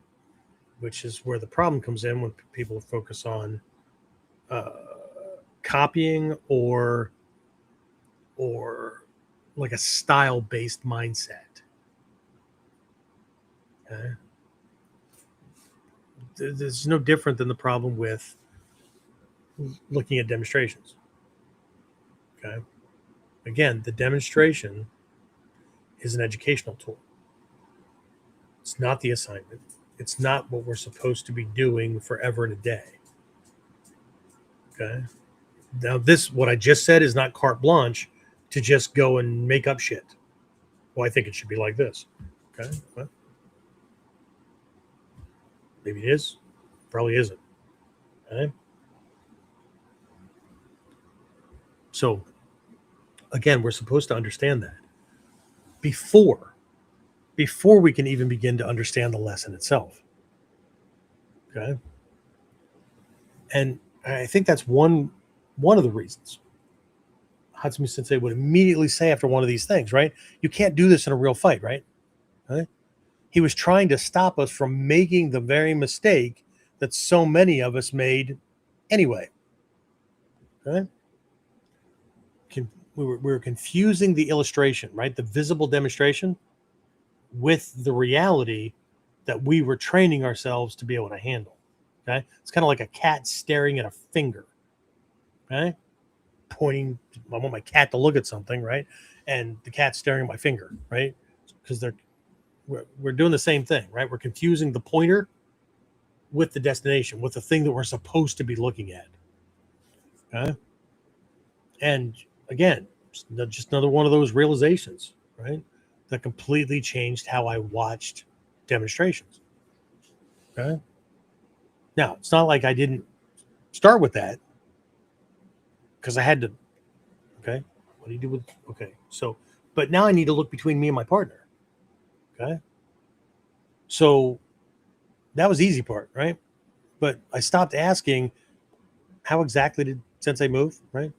Moved to his right leg, back to over here, and then, okay. But instead, I asked, what was he making impossible for me not to notice? Okay. And again, that question transformed the way I studied. Okay. Because even what people call basic techniques, right? Sanshin, Kyonapo, all of these things, right, are not supposed to stay that big. Okay. But we need a place to start, just like the kid with the big block letters. Right? Right. Now, let's tie this back to something we discussed in the last episode on Kyujutsu Tenkan Ho, right? I think Nick brought that up. Okay. So, again, for those of you who are new to this, Kyujutsu Tenkan, right? The interchanging of truth and falsehood, deception techniques for those new to the study, right? Remember that big hand distraction in Kuno Kata, right? Just before the kick, right? We go back, uke, big hand goes up, kick them, right? That kind of thing, right? So at the beginner level, it's obvious. Yes? It's almost exaggerated. Right? The distraction is easy to see. Now, there's other lessons embedded in that as well. Okay? We start to recognize that when I lift my hand a certain way, because of the connection between my shoulder down through my lats and erector muscles and whatnot to my hips, that allows me to kick much higher, allows me to kick much faster from a lower position. Okay? So it's not all about distraction. There's physiological movement lessons in there, all that kind of stuff, right? But either way, right, with this Kyujutsu Tenkan kind of thing, right? It's like the distraction is easy to see, right? Oh, that's a distraction technique. Cool, right? As your understanding develops, you realize Kyujutsu isn't disappearing. It's becoming less obvious, less theatrical, more integrated. Okay. Last week's Warriors Whiteboard Wednesday, that's what I covered, right? We looked at the other four Sanshin, Shinokata, Sunokata, right? And looked at the Kyujutsu already present. It's already there. Okay. But to most students, to most people looking at those things, well, there's no distraction in that. Kyujutsu is not always about distraction or something obvious that I do. Okay. But the reason it becomes less obvious, less theatrical, right? The more it becomes subtle, right?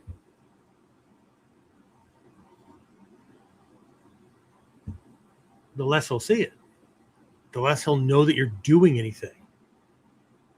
Trin's writing a paper right now on subtleties, right? The subtleness of things. But here's the thing, right? We need to put our head into the. Nick mentioned this earlier about the uke being more like an attacker and thinking that way and whatnot for the techniques to work. That's true. But for us to learn the techniques, we also have to think about, if I were the attacker, how would I stop that? How would I deal with it? Okay. That's another place to start. Because if somebody pulled that shit on me, would I fall for it? Or would it be so freaking obvious that it's not going to catch my attention? Or it's going to catch my attention in a, oh, look what you being fancy, and I'm just going to jack you in the throat. Okay? That's an important part of the training too. Okay? Because, I mean, let's face it, right? If a deception tactic, if it looks strange or obvious, like he's trying to right? We're not going to fall for it. Probably not, right? And why would I expect that an attacker, unless he's high, stoned, or a moron, why would I expect that he would just fall for it? Okay. But again, just carrying on with that line with the Kyujutsu Tenkan, right? Eventually, right? You stop trying to distract somebody.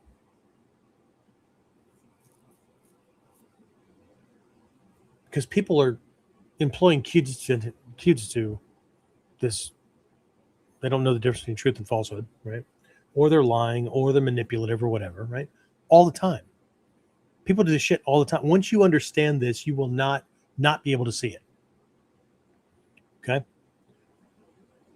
And once you understand that people lie to themselves, they operate on half-truths, they operate on delusional thinking, wishful thinking, all kinds of things, right? Then I don't have to distract them anymore. All I have to do is simply create conditions where the attacker's own assumptions naturally lead him where I want him to go. I call it speaking his listen. Okay? The principle never changed. Kyujutsu Tenkan never changed. Only its expression did. So now I don't have to do big things. I don't have to do these that pigeon thing, that pigeon head thing that people do, like they're trying to get you to punch them kind of thing, right? And then they lose quickly as soon as somebody does punch them because all you have to do is match the timing, right? Or yeah, whatever. Anyway, so it's things change, right? Okay, so the same thing happens throughout the art, right?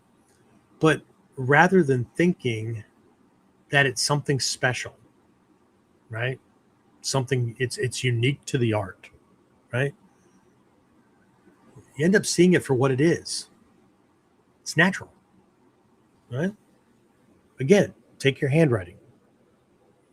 Child prints in large block letters, it's what they were taught first, right? Nobody criticizes that. It's exactly what they need. Later, they learn cursive. Still later, they develop a signature from that, okay? The way they write becomes an expression of their identity. And that's difficult to copy, right? If the child only copied the signature, they'd never understand writing. Again, it'll just be scribbling, right? Because that's what it looks like, right? Conversely, the opposite's true as well. If someone refuses to move beyond block letters, they'll never develop a signature, okay? Which makes it easy for just anyone to read and copy, to forge their name. They'd have no protection, no secrets, nothing uniquely their own. Each stage has a purpose. None is the final destination, because even our signatures, you've been around for a couple of weeks, a couple of years, a couple of decades, right? Even our own signatures change over time. Okay? That brings me to something else that Hatsumi Sensei said over and over again, right? That I think many people misunderstand or misunderstood because he doesn't teach anymore, right? He'd often say, again, I'm teaching the Shihan today, right? I'm teaching the 10 to 15 tons, right? And then what would he say, right? He'd follow up by telling everyone else, everybody at a lower level, right? Say, do your best, okay? But go home and train with your teacher, okay? What some people heard was, well, I guess today's lesson wasn't for me, right? Or they'd look at it and because they could copy the movement, they'd assume that they were either underranked or they were higher than they thought, right? Originally, right? But I've come to know that that's not what he meant, right? What he was saying was the principles I'm pointing toward today require foundations that your instructor is responsible for helping you build, right? So you can understand what I'm actually doing, not what it looks like I'm doing. Okay. Sometimes he actually used those words. Okay. So he wasn't dismissing beginners, right? He was protecting their development, right? He was trying to keep people from ending up with overinflated egos because they could copy the movement. So they assumed that they understood the technique or they understood the lesson. Okay. Because if you skip the developmental stages, you may copy advanced movement without ever developing the understanding that produced it. And if you don't understand it, if you don't have the understanding that produced the movement, how do you produce henka that are actually henka and not something else? Okay. So unfortunately, I also watched something else happen over the years, right? Many instructors go to Japan, get the lessons and all that kind of stuff, right? And then they would go back home, right? Go back to their classes and whatnot, right? But instead of going back and getting, just giving the students what they need in particular, right? Because they were excited about those newest demonstrations, right? Those newest lessons, right? At least the outward manifestation of them, right? They go back and immediately begin teaching those things to their own students. Again, Hatsumi Sensei telling people of a lower level, lower ability, whatever, in class, right? You're going to need to go back. You're going to need to train with a Shidoshi or higher who can make sure you have the basics so that you can understand what I'm doing, right? A lot of times the instructors didn't transfer that. I'm guilty of that myself until I punched myself in the head. But anyway,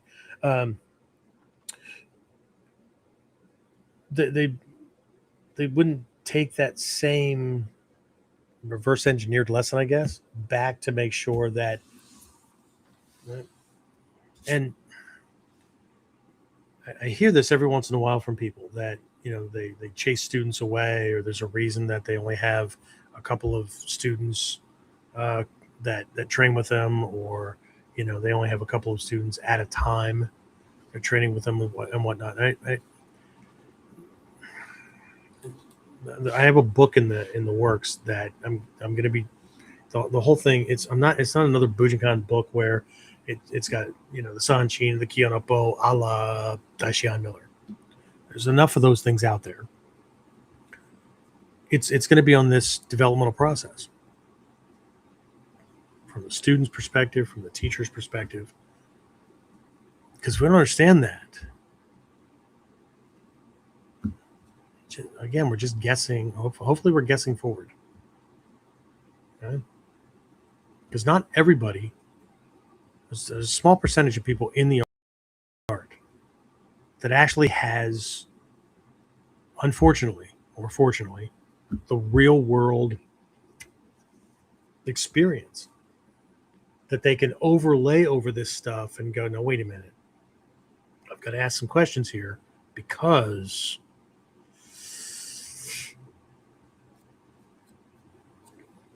I understand. Okay, we're doing this thing, but this guy's not going to let you.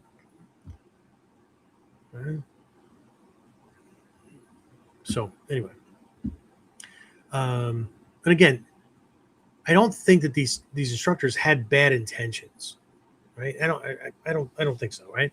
I think the opposite, right? They wanted to share what they just learned, okay? But something, I don't know, subtle, unconscious, unintended, right, often happened. Okay? Again, instead of continuing to strengthen their students' foundation so that their students could get to a point where they could understand these lessons, these new things, right? Everyone began chasing the latest movement, the latest demonstrations, right, from Japan, because that's the quote unquote right way to do things, right? Because the master teachers were demonstrating it, of course. Yeah, but who are they teaching to? It's kind of like people getting into an argument back in the days when there were these things called forums, right? I don't follow Facebook group discussions, let alone the old forum shit, because they would just degrade into arguments, right? But one guy would say, Sensei said, we need to take smaller steps, and somebody else would go, oh, that's not what he said. Right? These people are in the same class, right, or whatever, right? He didn't say take smaller steps; he said take bigger steps. Right? Then they would just get into this pissing match about, Sensei said, Sensei said, Sensei said. And meanwhile, I'm on the fence going, who was Sensei talking to when he made that statement? Was it a group class and he made a general statement? Or was he just talking to you? Because if he was talking to you, then what that tells me is you were taking steps that were too big, and he told you to take smaller steps. Okay? I would tell James, more often than not, James, what do I tell you? Take smaller steps, right? Right. Why? Because if I take Because you're big steps, what? I'm gonna be What way are you, too far. 6'3"? Yes, sir. Yeah. And you're normally working with people who are what? Not 5'7", 5'8". Not that. That's right? So if you make your body look like mine, my shape or whatever, right? I'm 5'6", okay? And you're working with somebody shorter, then what's going to happen? You end up too fucking far away. Mm-hmm. Okay? So you can reproduce a snapshot image. Well, that's the correct kamae, right? Except that now you're out of range. Okay, yeah, you're out of range. They can't hit you. But what are you also out of range for? Hitting them. Hitting them, doing the technique on them. Right? So, yeah, you take smaller steps. Somebody else who was told to take bigger steps, what's the likely problem? They were taking steps that were too small. Sink lower. Don't sink as much. Whatever, right? Sometimes the lesson's not for everybody. More often than not, it was just for you, right? But since we think we're getting the Holy Grail, right, then ego wants to make it for everybody, because ego, and this is something we need to understand, ego depersonalizes mistakes but personalizes successes. That's natural as well. And if we don't catch ourselves doing it, then to make it not about me, to not make a mistake about me, then ego wants to run around and tell everybody the secret. Take bigger steps, take smaller steps, whatever, right? Because it can't just be about me. And if I can make it about everybody, one, it doesn't hurt so much. Two, everybody's making the mistake. So, of course, I need to work on this because everybody needs to work on this. It's this thing, right? But successes, ego just, and all you have to do is listen to people's word patterns. Okay? Listen to a news story or an interview or whatever with somebody who's been traumatized or made a major mistake or whatever, right? They will say you when they mean I. When you're attacked like that, or when that kind of thing is happening to you, you feel like it did. I don't feel like that.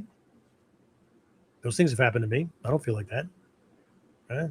Your personality type shifted in a certain direction. Your experience, your background, whatever caused that to happen. Okay. But that same person, when a success occurs, oh man, did you see what I did? Oh, it was awesome, man. I did. They could have been a member of a fucking team. Excuse my language. Right. But I did that. You see what I did? Okay. We have to be able to catch ourselves doing that. Okay. Because otherwise, when we depersonalize a mistake and say you,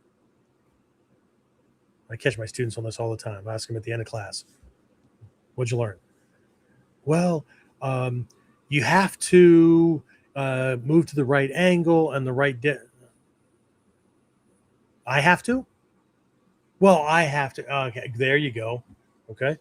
Because if ego depersonalizes a mistake and makes it a you thing, not a me thing, it has no imperative need to fix it.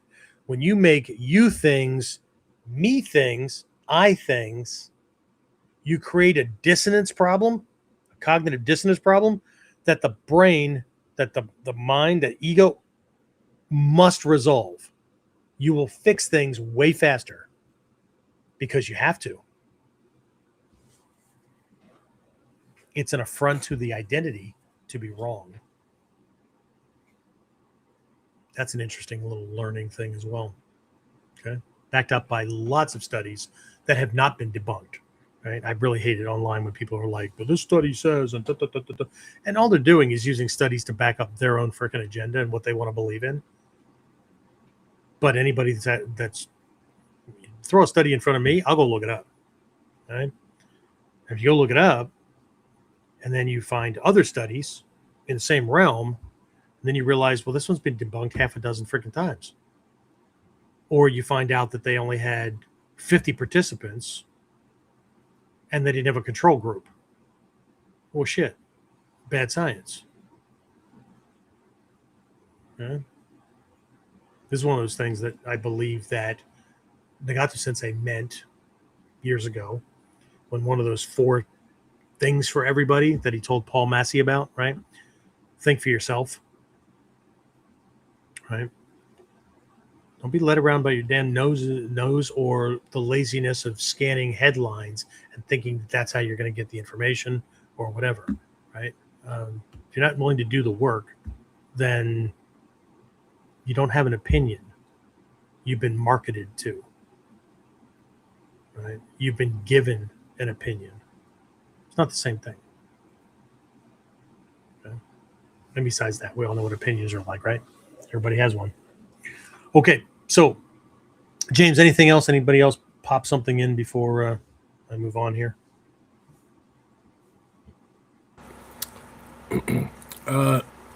Excuse me. Just some guy named Victor said nice shirt. Some guy named Victor. I think he, Wow. Awesome. I think he's biased. Yeah. I sent a message to him earlier that one, I received it, and 2, I was going to wear it for the Nimpo Masterclass tomorrow night, and changed my mind and decided I was going to wear it for this because this is a cool freaking shirt. So anyway, thanks, Vic. Appreciate it. I'm sorry, Victor. Some people don't like to have their name shortened. I don't know if he likes it or not, but all right. So let me get back to my notes over here. Let's see. Where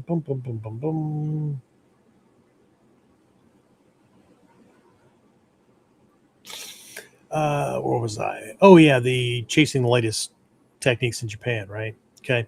So what ends up happening when we do that, right, is the developmental bridge, like, just slowly, right? Quietly, unknowingly, whatever, right? It disappears. Okay.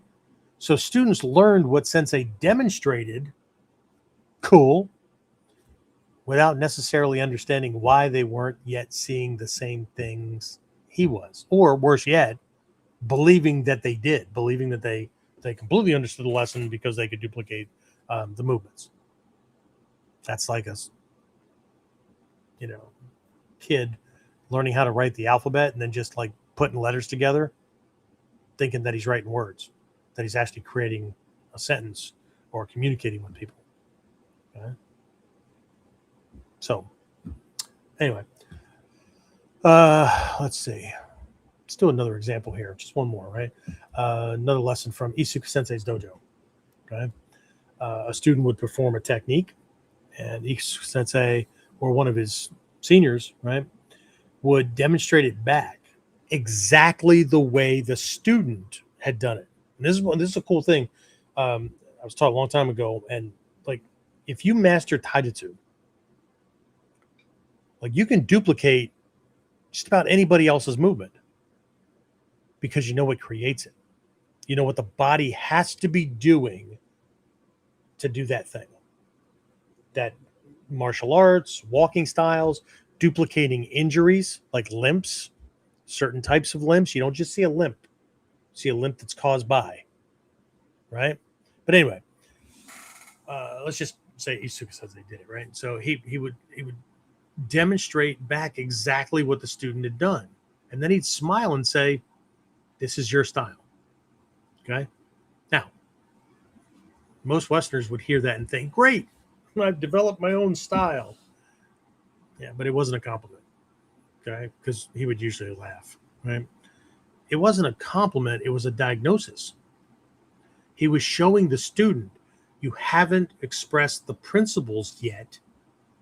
You've expressed your habits. And so here's what those habits create.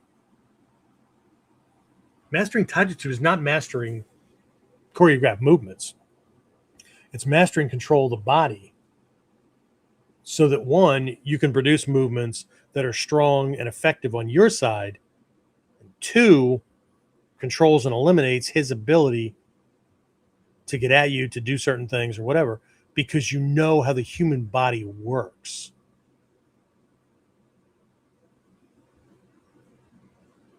That's very different from just, I learned a style of fighting and whatnot, and then I throw my style at him while he's throwing his style at me, and then we see what happens. This is about survival. I don't want to see what happens. I'm not playing the fucking lottery. Right? There's a huge difference. Yeah? Okay. So style without principle is merely personalized error or guesswork. Real expression only comes after the principle has become embodied. We don't have to think about it anymore. This is not training till I get it right. It's not even training till I can't get it wrong. This is training to the point where I can't not do it. Right? And when that happens, it can actually look like everyone in the dojo has a different teacher, but they're all correct. I remember one time, my early days with Stephen Hayes, was training in, the hell were we? Kettering, Ohio, one of these little suburbs outside of Dayton. And this other martial artist comes in, he's watching class. Sensei Hayes is standing there with him and stuff, and training with my training partner, but I was within earshot. And so Hayes Sensei looks over at this guy and he goes, so what do you think? This guy goes, looks like they all have different teachers. I swear. Stephen Hayes goes, really? Thanks. Goes back to teach the next lesson. This guy just was left like looking dumbfounded because we weren't clones. Interesting, right?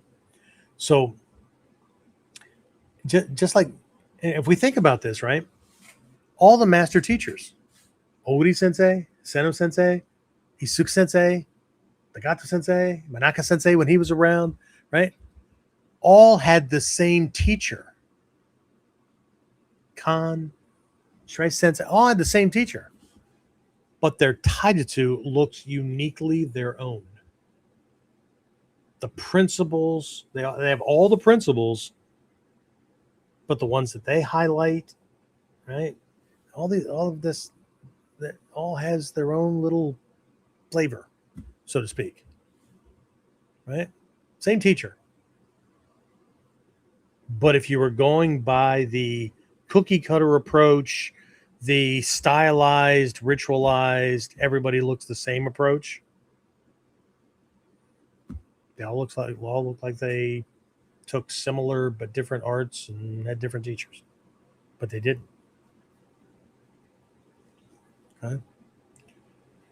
So we'll check again here in a bit, last minute questions and all that, but everything we've discussed so far leads to another question. If the demonstration wasn't the assignment, wasn't what you were supposed to be learning, right? Then what exactly was the assignment? Right? What's the point of Taiden, physical demonstration, right? Why preserve kata so carefully? Right? Why insist on copying the movements at all if we're eventually supposed to move beyond imitation?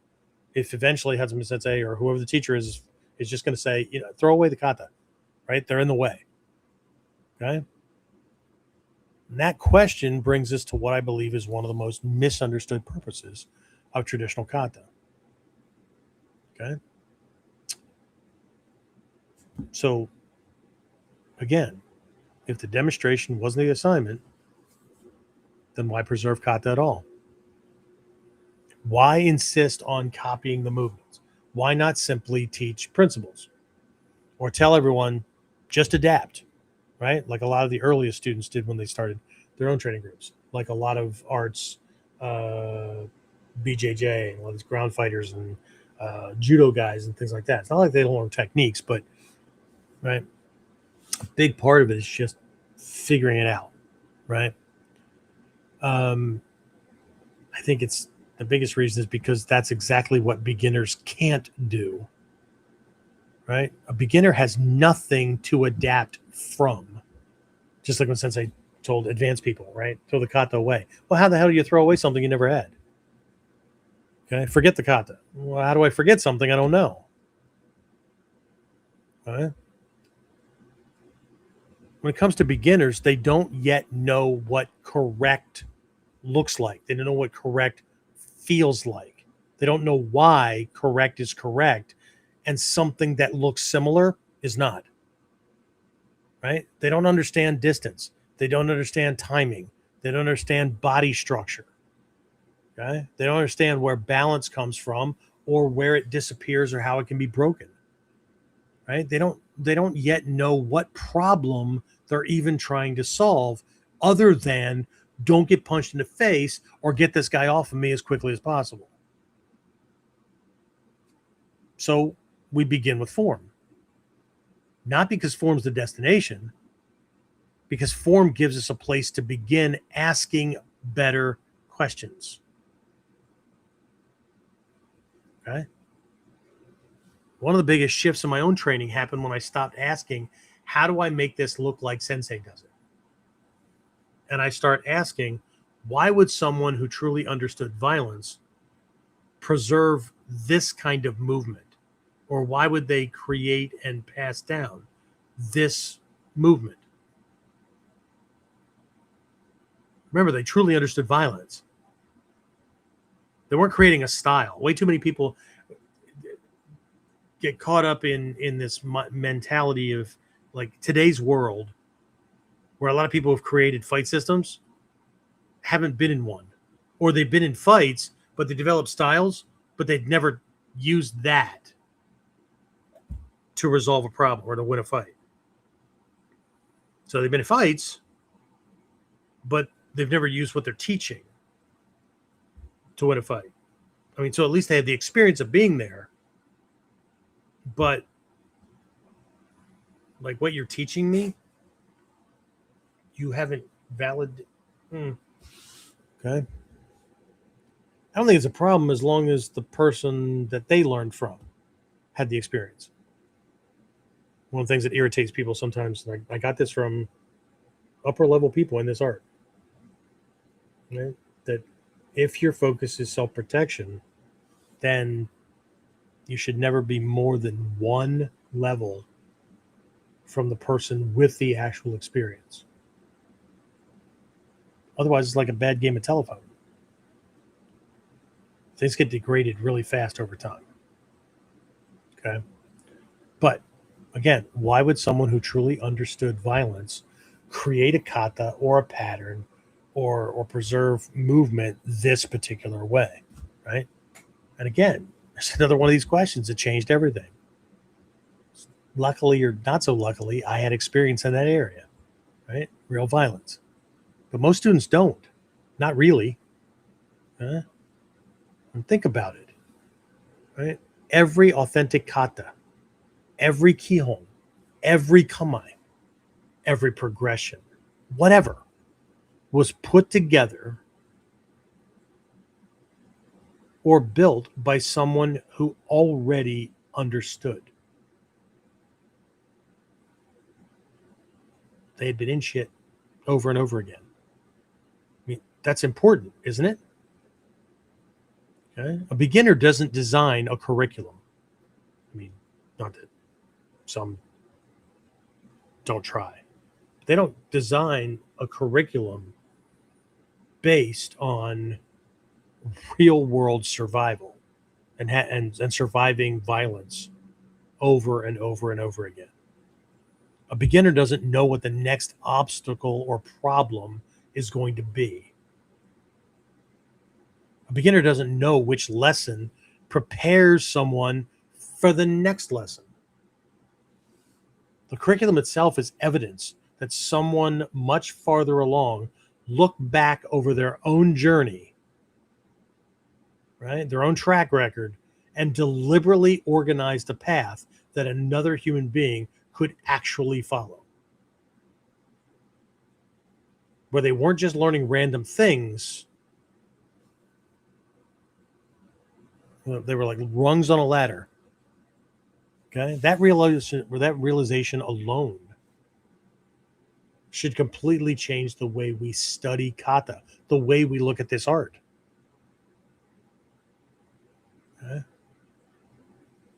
Many years ago, when I was still training with Reverend Jikai, my Mikyo teacher, right? He taught me something about the Four Noble Truths that formed the foundation of Buddhist study. That completely changed the way I looked at teaching. Okay, now if you don't know them, it's not a big deal, right? Just for those who don't, right? The Four Noble Truths are just very summary, kind of in a nutshell, right? The number one is without the proper perspective, life is suffering, right? It's just filled with suffering, discontent. It's like a roller coaster ride. Okay.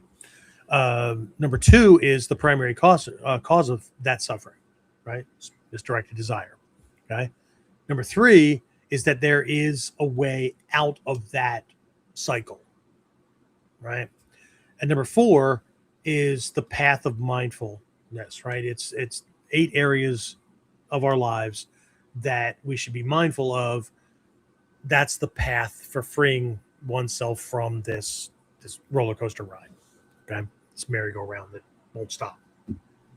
Now, at first, the Four Noble Truths look like a checklist. 1, 2, 3, 4. Okay, simple, right? Logical, straightforward. But then Reverend Jikai said something that I hadn't seen. Like it was one of those little, holy shit, how did I not see that? Right? What he explained to me was that they weren't organized by someone trying to understand. These things were organized by someone who already understood. Okay? They were written down in that order by somebody who was enlightened for somebody who wanted to understand, for somebody who wanted to become enlightened. Okay? That means that they're actually laid out from the inside out. What I mean by that is that they're backwards. Okay? That to live a life that has less suffering in it, I need to be mindful of certain areas of my life and in a certain way that will just naturally lead to less suffering.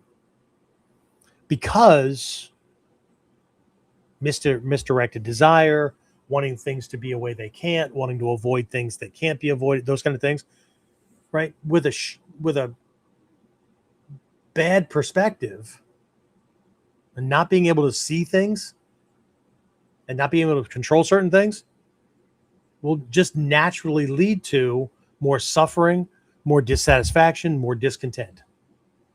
So from an enlightened person's perspective, the goal is 3. The way to maintain that life free of as much suffering as possible, right, is 4. Because if we're doing shit and wanting things and wanting to avoid things or whatever, that is just unrealistic. It's not how the world works. It's not 2, we will end up with a life full of more suffering than not. 1. So where it's laid out, 1, 2, 3, 4, from an enlightened person's perspective, it's 3, 4, 2, 1. Okay? That organization itself is part of the teaching, not just the words, right? And that really stuck with me, because I eventually realized Kata, the lineages and the way the scroll levels are laid out,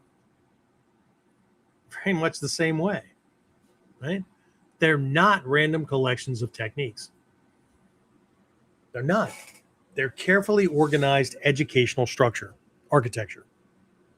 They're answers created by people who already understood for people who did not, for students who wanted to. Okay. So let's connect that to something I tell my students all the time, right? Module 1 isn't beginner because the techniques are simple. Module 1 exists because it answers a very specific class of problems. Right?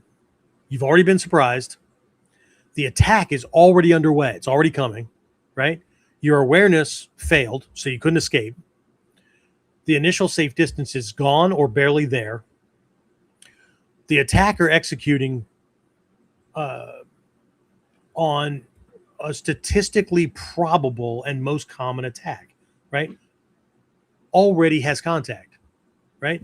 You're already downstream. You can't go farther downstream except being knocked out or dead. Okay? So from that context, those techniques are excellent answers to those problems. He's already grabbed me in a way that's statistically proven. A lot of attacks happen, right? Punch is already on its way. The kick is already on its way, or whatever, right? But as students progress, right, they sometimes make a common mistake. And this mistake in our art is perfectly logical, and it works in other ones. That mistake is that they think, well, I'm beyond module 1 now. I don't have to worry about those techniques. No.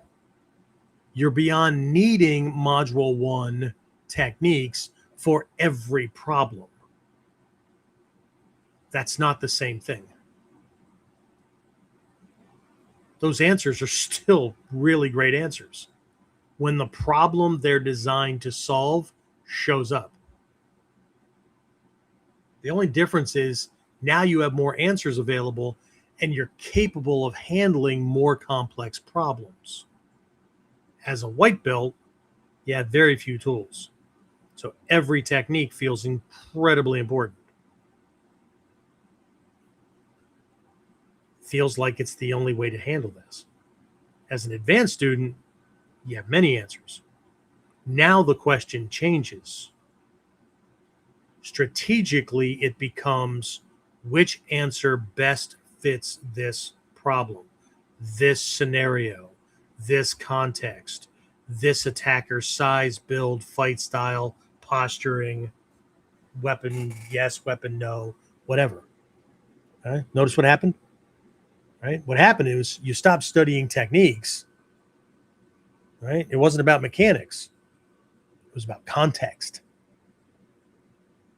You start studying diagnosis, assessing, problem solving. Not he does X, I do Y. Right? It's often why I tell students, you're training yourself to become an expert problem solver, not a performer. Right? I'll say that again.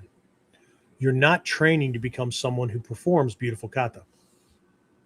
You're training your body, your mind, your awareness, your judgment, your strategy to recognize problems and produce appropriate solutions on the fly. That's a completely different objective than just copying techniques, than just becoming like super fast, crisp, precise, and all that with duplicating official patterns. Okay. Now let's take that one step farther. I've often said every kata is an answer to a particular problem. Okay. Most people hear that and think, yep, it's against a punch, it's against a kick, it's against a sword cut. Right. When they get past that, and they start asking, okay, right, what's the problem? Okay. That's a good question. It's better than an assumption. But eventually, another, even better question comes up. Why this answer? I mean, think about it. How many kata do we have across 9 lineages that are defenses against a punch? So seriously, right? The problem we're solving is he's punching. How many techniques you need for that? Why this answer? Depends on which part of the technique we look at, because like I said before, 80% of all the kata we have start off with uke or uke nagashi, and then it ends differently. Are we just collecting endings, like collecting stamps? Or is there a reason that an advanced senior or master practitioner would resolve it this way? Well, it's just what was happening. Okay. For us, that's a need-on solution. The way Hatsumi Sensei described things, Bujinkan ranking, at least traditionally before all these changes were taking place, that was 8th, 9th dan. But why might I need a certain thing, right? But why this answer? Now that's a question, right? So let's take something simple, right? I mentioned all these kata that have, they have a punch coming in, okay? But let's just contrast 2 kata. No names, nothing, right? One kata has a single punch before we counter. We do an uke nagash or something, uke uch, uke dome, something like that, right? Uke daken, and then put a whoop ass on him. Another kata has 2 punches. Uke nagash, whoop ass. Okay? Why? Most people memorize the sequence. The lineage it goes to, the scroll, the scroll that it's on, whatever. Okay. I eventually stopped asking how many punches and started asking why. Why would an experienced warrior, teacher, whatever, someone with real world combat experience who has survived battle after battle, intentionally build in 2 in this form, but only 1 in others?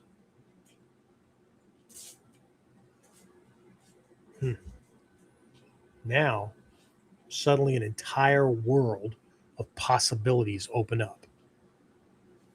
Okay? Maybe it's not about 2 punches at all. It could be 3, could be 5, could be 1, right? But why? Why might it be 2? Why might it be 1? Why might it be 5? Whatever, right? Well, maybe it's teaching how long it takes me to mentally catch up after being surprised. It's not a sport contest. It wasn't a predetermined meeting time. I'm going to meet on a field and bow, and then we know when it started. But how many of us are going to be in something like that as opposed to some jackass noticing that we're not paying attention or think they get the jump on us, and next thing you know, we've been hit 1, 2, maybe 3 times before our brain finally catches up and goes, holy shit, I'm being attacked. See, most people think they're all automatically going to be ready because of all the training. Maybe, maybe not. Okay. Maybe that kata is showing that I wasn't structurally ready to take the initiative after the first attack.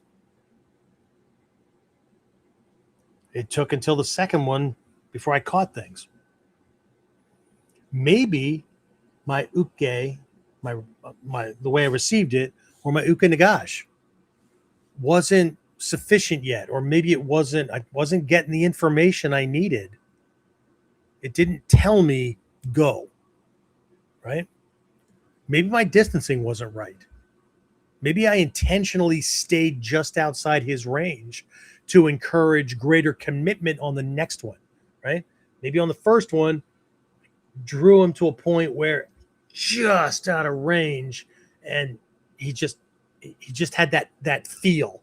Oh, and it just drove him to just commit more. Now I got something to catch. All right. Maybe my distancing wasn't right. Okay.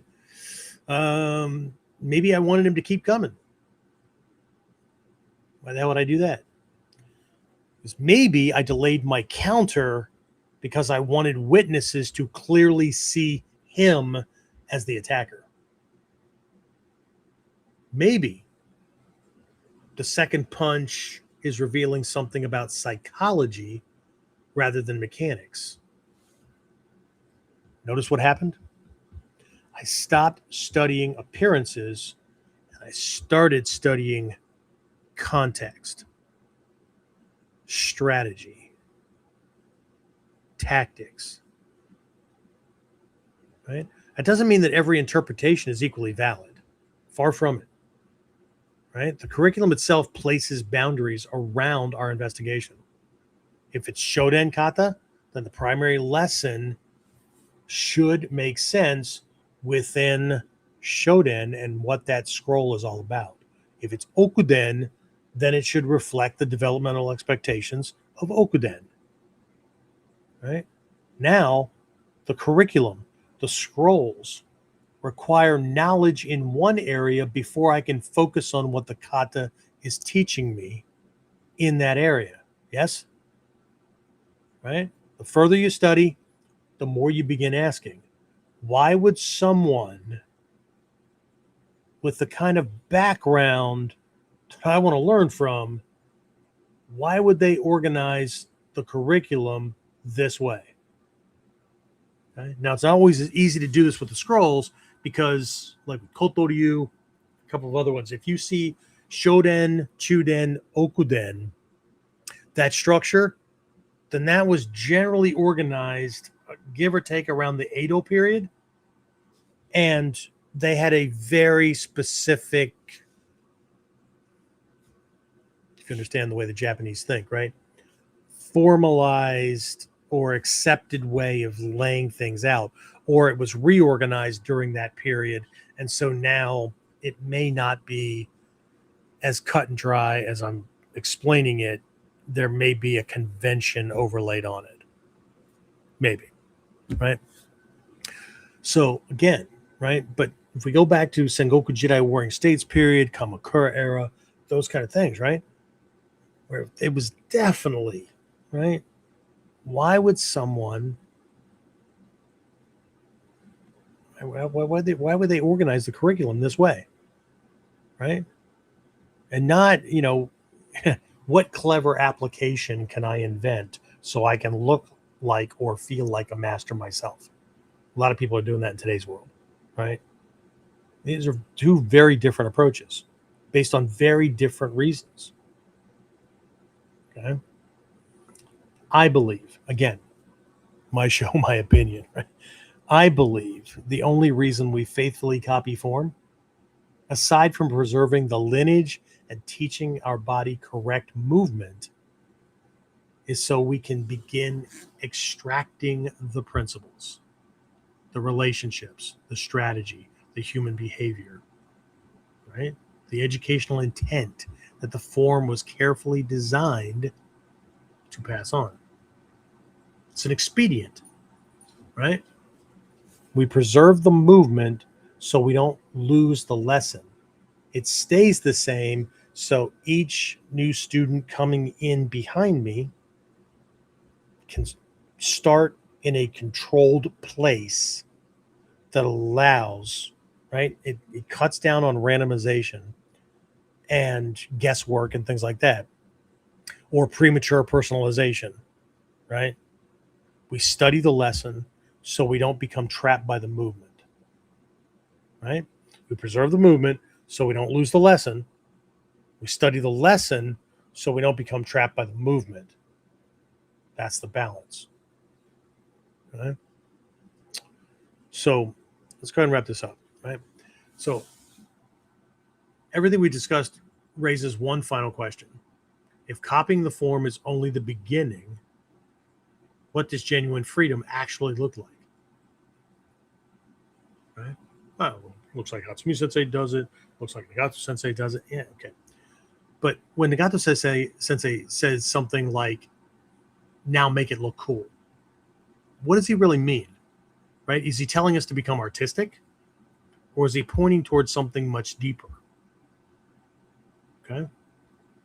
So we'll wrap it up with this.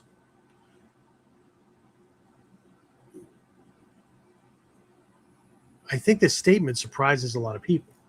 Okay. Years ago, if Nagato Sensei or any of them, right, had looked at me and said, oh, now make it look cool, right? I probably would have interpreted that as, now put your own personality into it, right? Your own spin on it. Or, I don't know, now make it look more fluid, or maybe now make it look more like you, right? But today, I don't think that's what he meant at all. Again, not going to ask him because he just normally smiles and goes, just train more. You'll figure it out. Okay. Anyway, again, I don't think that's what he meant. At least not anymore, right? I think what he was pointing toward is something much deeper. Okay. He's assuming, right, before he even says that to somebody, right? He's looking, right? And the principles are already working for you, right? Your kamae is sound, your distancing is correct, your timing is appropriate, your balance is stable, your strategy is intact. Okay? So you're not violating the underlying principles that make the technique reliable. Now, express them. Not for artistic reasons, for functional ones. Okay? Now, could you do it for artistic reasons? Sure. Right? But again, from a Budo perspective, and he's also said the only reason for Budo is to survive. Okay? So, you can only go so far with artistic reasons in that direction, right? So, functional ones. Think about that, right? If I truly understand the principles, I should be able to perform the same technique in a way that communicates exactly what the situation requires. Okay? Sometimes I need to communicate, leave me alone, right? If you touch me again, that last shot's going to be the nicest thing you felt all day, right?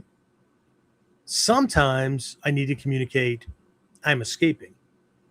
Sometimes I'm controlling you without unnecessarily hurting you, right? Giving you your fucking life back, right? Sometimes I'm using only the force necessary to control things.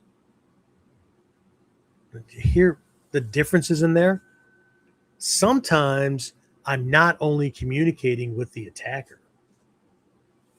Sometimes I'm communicating with everyone watching. Witnesses, security cameras, law enforcement reviewing the incident afterwards. Might be communicating with my family who's nearby and watching, with my own conscience, right? The attacker is only one audience, but the situation may have many. Now suddenly the phrase, make it look cool, takes on an entirely different meaning. It isn't about style. It's about freedom, right? Freedom that exists because the principles have become embodied. right? The beginner needs one expression. How do I get my ass out of here? Okay? The advanced practitioner has many reasons to have many different expressions. Not because the principles changed, because the circumstances changed. I warn my students all the time, do not box yourself into becoming a one-hit wonder. Everything has to be ground and pound. Everything has to be beat his ass. Everything becomes problematic. Okay? It's one of the reasons I think universality of technique has become such an important theme in my own training. Right? The technique isn't universal because it always looks the same. Right? It's universal because the same principles continue solving problems, even as the outward appearances, the context, or the needs change. That's a huge difference. It's a huge difference from, I just prefer to do it this way. Okay, you prefer anything you want. You're a grown-up. Huh? Which brings us all the way back to the title of today's episode. Why won't copying the master make you a master? Because the master's movement wasn't the goal, wasn't the treasure, right? Wasn't what I was after. His understanding is what I was after. The movement was simply one expression of that understanding. Right? This also changes how I think about teaching. People often ask, what makes a good instructor? I don't think the answer is simply someone who knows a lot, right? Or somebody who can show me something, right? Someone who's been training a long time. Knowledge matters. Experience matters. Absolutely. But there's another piece that often gets overlooked. A good instructor can demonstrate. A good instructor can explain mechanics. A good instructor can pass on information. A great teacher knows where the student is stuck and then helps them move. Not simply by repeating their own teacher's words, but what their own teacher said, right? But by helping that particular student see what they cannot yet see, and in a way that they can understand it, get their head wrapped around it quickly. Sometimes that requires a demonstration. Sometimes detailed instruction. Sometimes asking a better question. Sometimes telling a story. Sometimes making them change training partners. Right? Sometimes saying almost nothing at all. The best teachers I've ever worked with moved effortlessly between all of those roles. Not because they had a teaching formula, but because they understood development. Right? They weren't simply teaching today's lesson. They were preparing students for lessons they weren't yet ready to recognize. Right? And looking back, I realized that's exactly what Hatsumi Sensei did. It's what Nagato Sensei continues to do. Right? Shrei Sensei, when we were in Japan, we worked on practically the same model 3 classes in a row. And every single time, his words of encouragement were, it's no problem. Do your best today. Try to understand it. And then when you go back home, you'll continue to work on it to get it. Right? It's something I've tried to carry on into my own teaching. Right? So let me leave you with one final thought. Over the years, I've come to believe that the goal of training isn't to become better at performing techniques. I think most of us get that, right? It's to become better at solving problems. Every kata, every kamae, every drill, every correction, every lesson is ultimately trying to help you become someone who sees more clearly, chooses more wisely, adapts more naturally, and protects more effectively, right? You're training your body, mind, strategy, awareness, and character, right? Not to become a performer, to become a capable human being, right? Which brings me to something I hope you'll think about after this episode ends. The next time you practice a familiar technique, don't ask, how do I make this look more like Sensei? Instead, ask yourself, what problem was the original teacher or the original master trying to solve, trying to point to, right? Why was this movement preserved? Why was this model chosen? Why was it put together this way, right? What lesson have I been looking at without actually seeing it? What am I missing? Because I honestly believe your next breakthrough probably isn't hidden inside the next technique you learn. It's hidden inside one you've already practiced hundreds, perhaps thousands of times. Okay? So again, this stuff is helpful.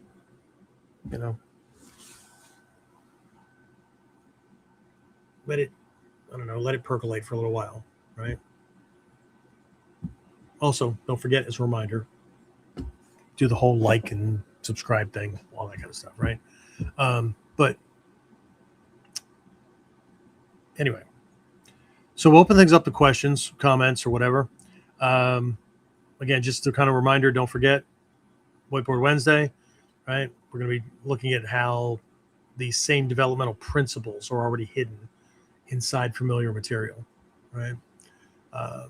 So I don't have it all fleshed out yet, but we're gonna move on that, and got a whole new series of things coming out that are going to have a legacy class on a very specific topic, and some support materials for getting that much quicker. I'm going to put these little things in place. People can kind of get a hold of them a la carte and whatnot. Looking at, I don't know, $17, give or take, like less than $20. For folks who aren't really looking to go through a curriculum or whatever, you already have that down, or you've been through all that kind of stuff, but you want to kind of hone in on very specific kind of things, right? And also, don't forget, right? All of this kind of perfectly leads into this year's fall camp or fall weekend intensive. Again, the theme for this year isn't about collecting another set of techniques, although we'll be working on techniques, right? The focus is it's uncovering the universal principles that make techniques work in the first place. Okay, so if you can make it, love to see you October 16th, 17th, and 18th. And you can either come into the dojo or you can do it online via Zoom. Seems to be the big thing that folks are jumping on. The theme this year is the hidden lessons of the katana.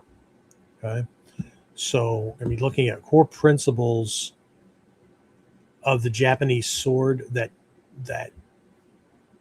will literally transform every weapon, every technique, every encounter, right?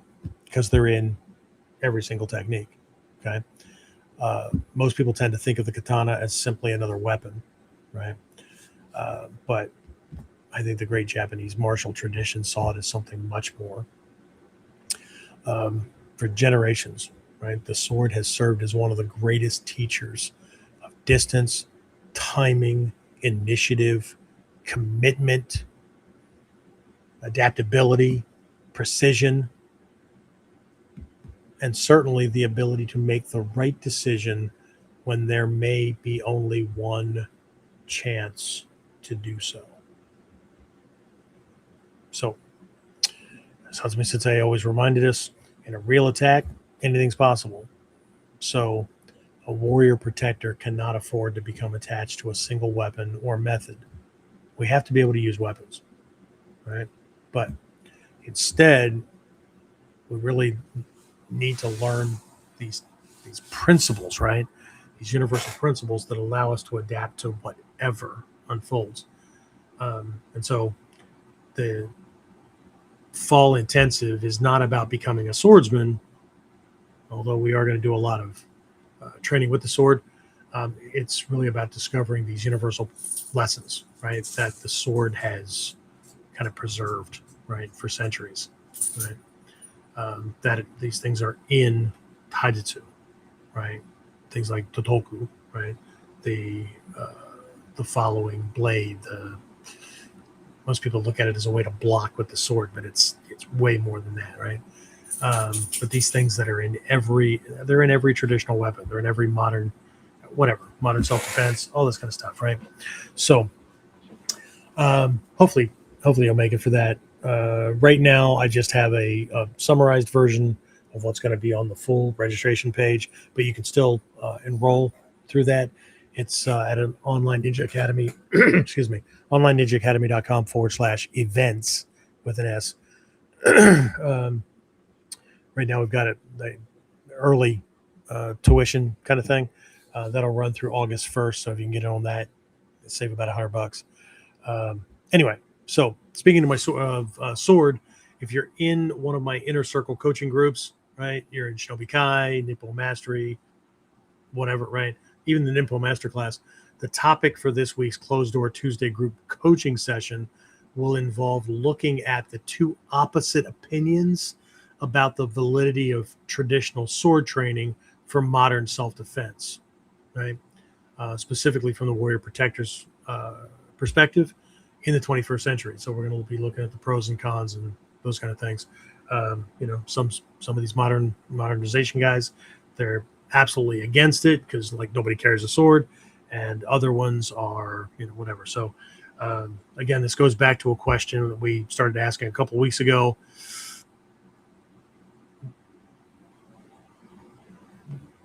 Does this type of training actually earn a place on a modern protector's curriculum, right?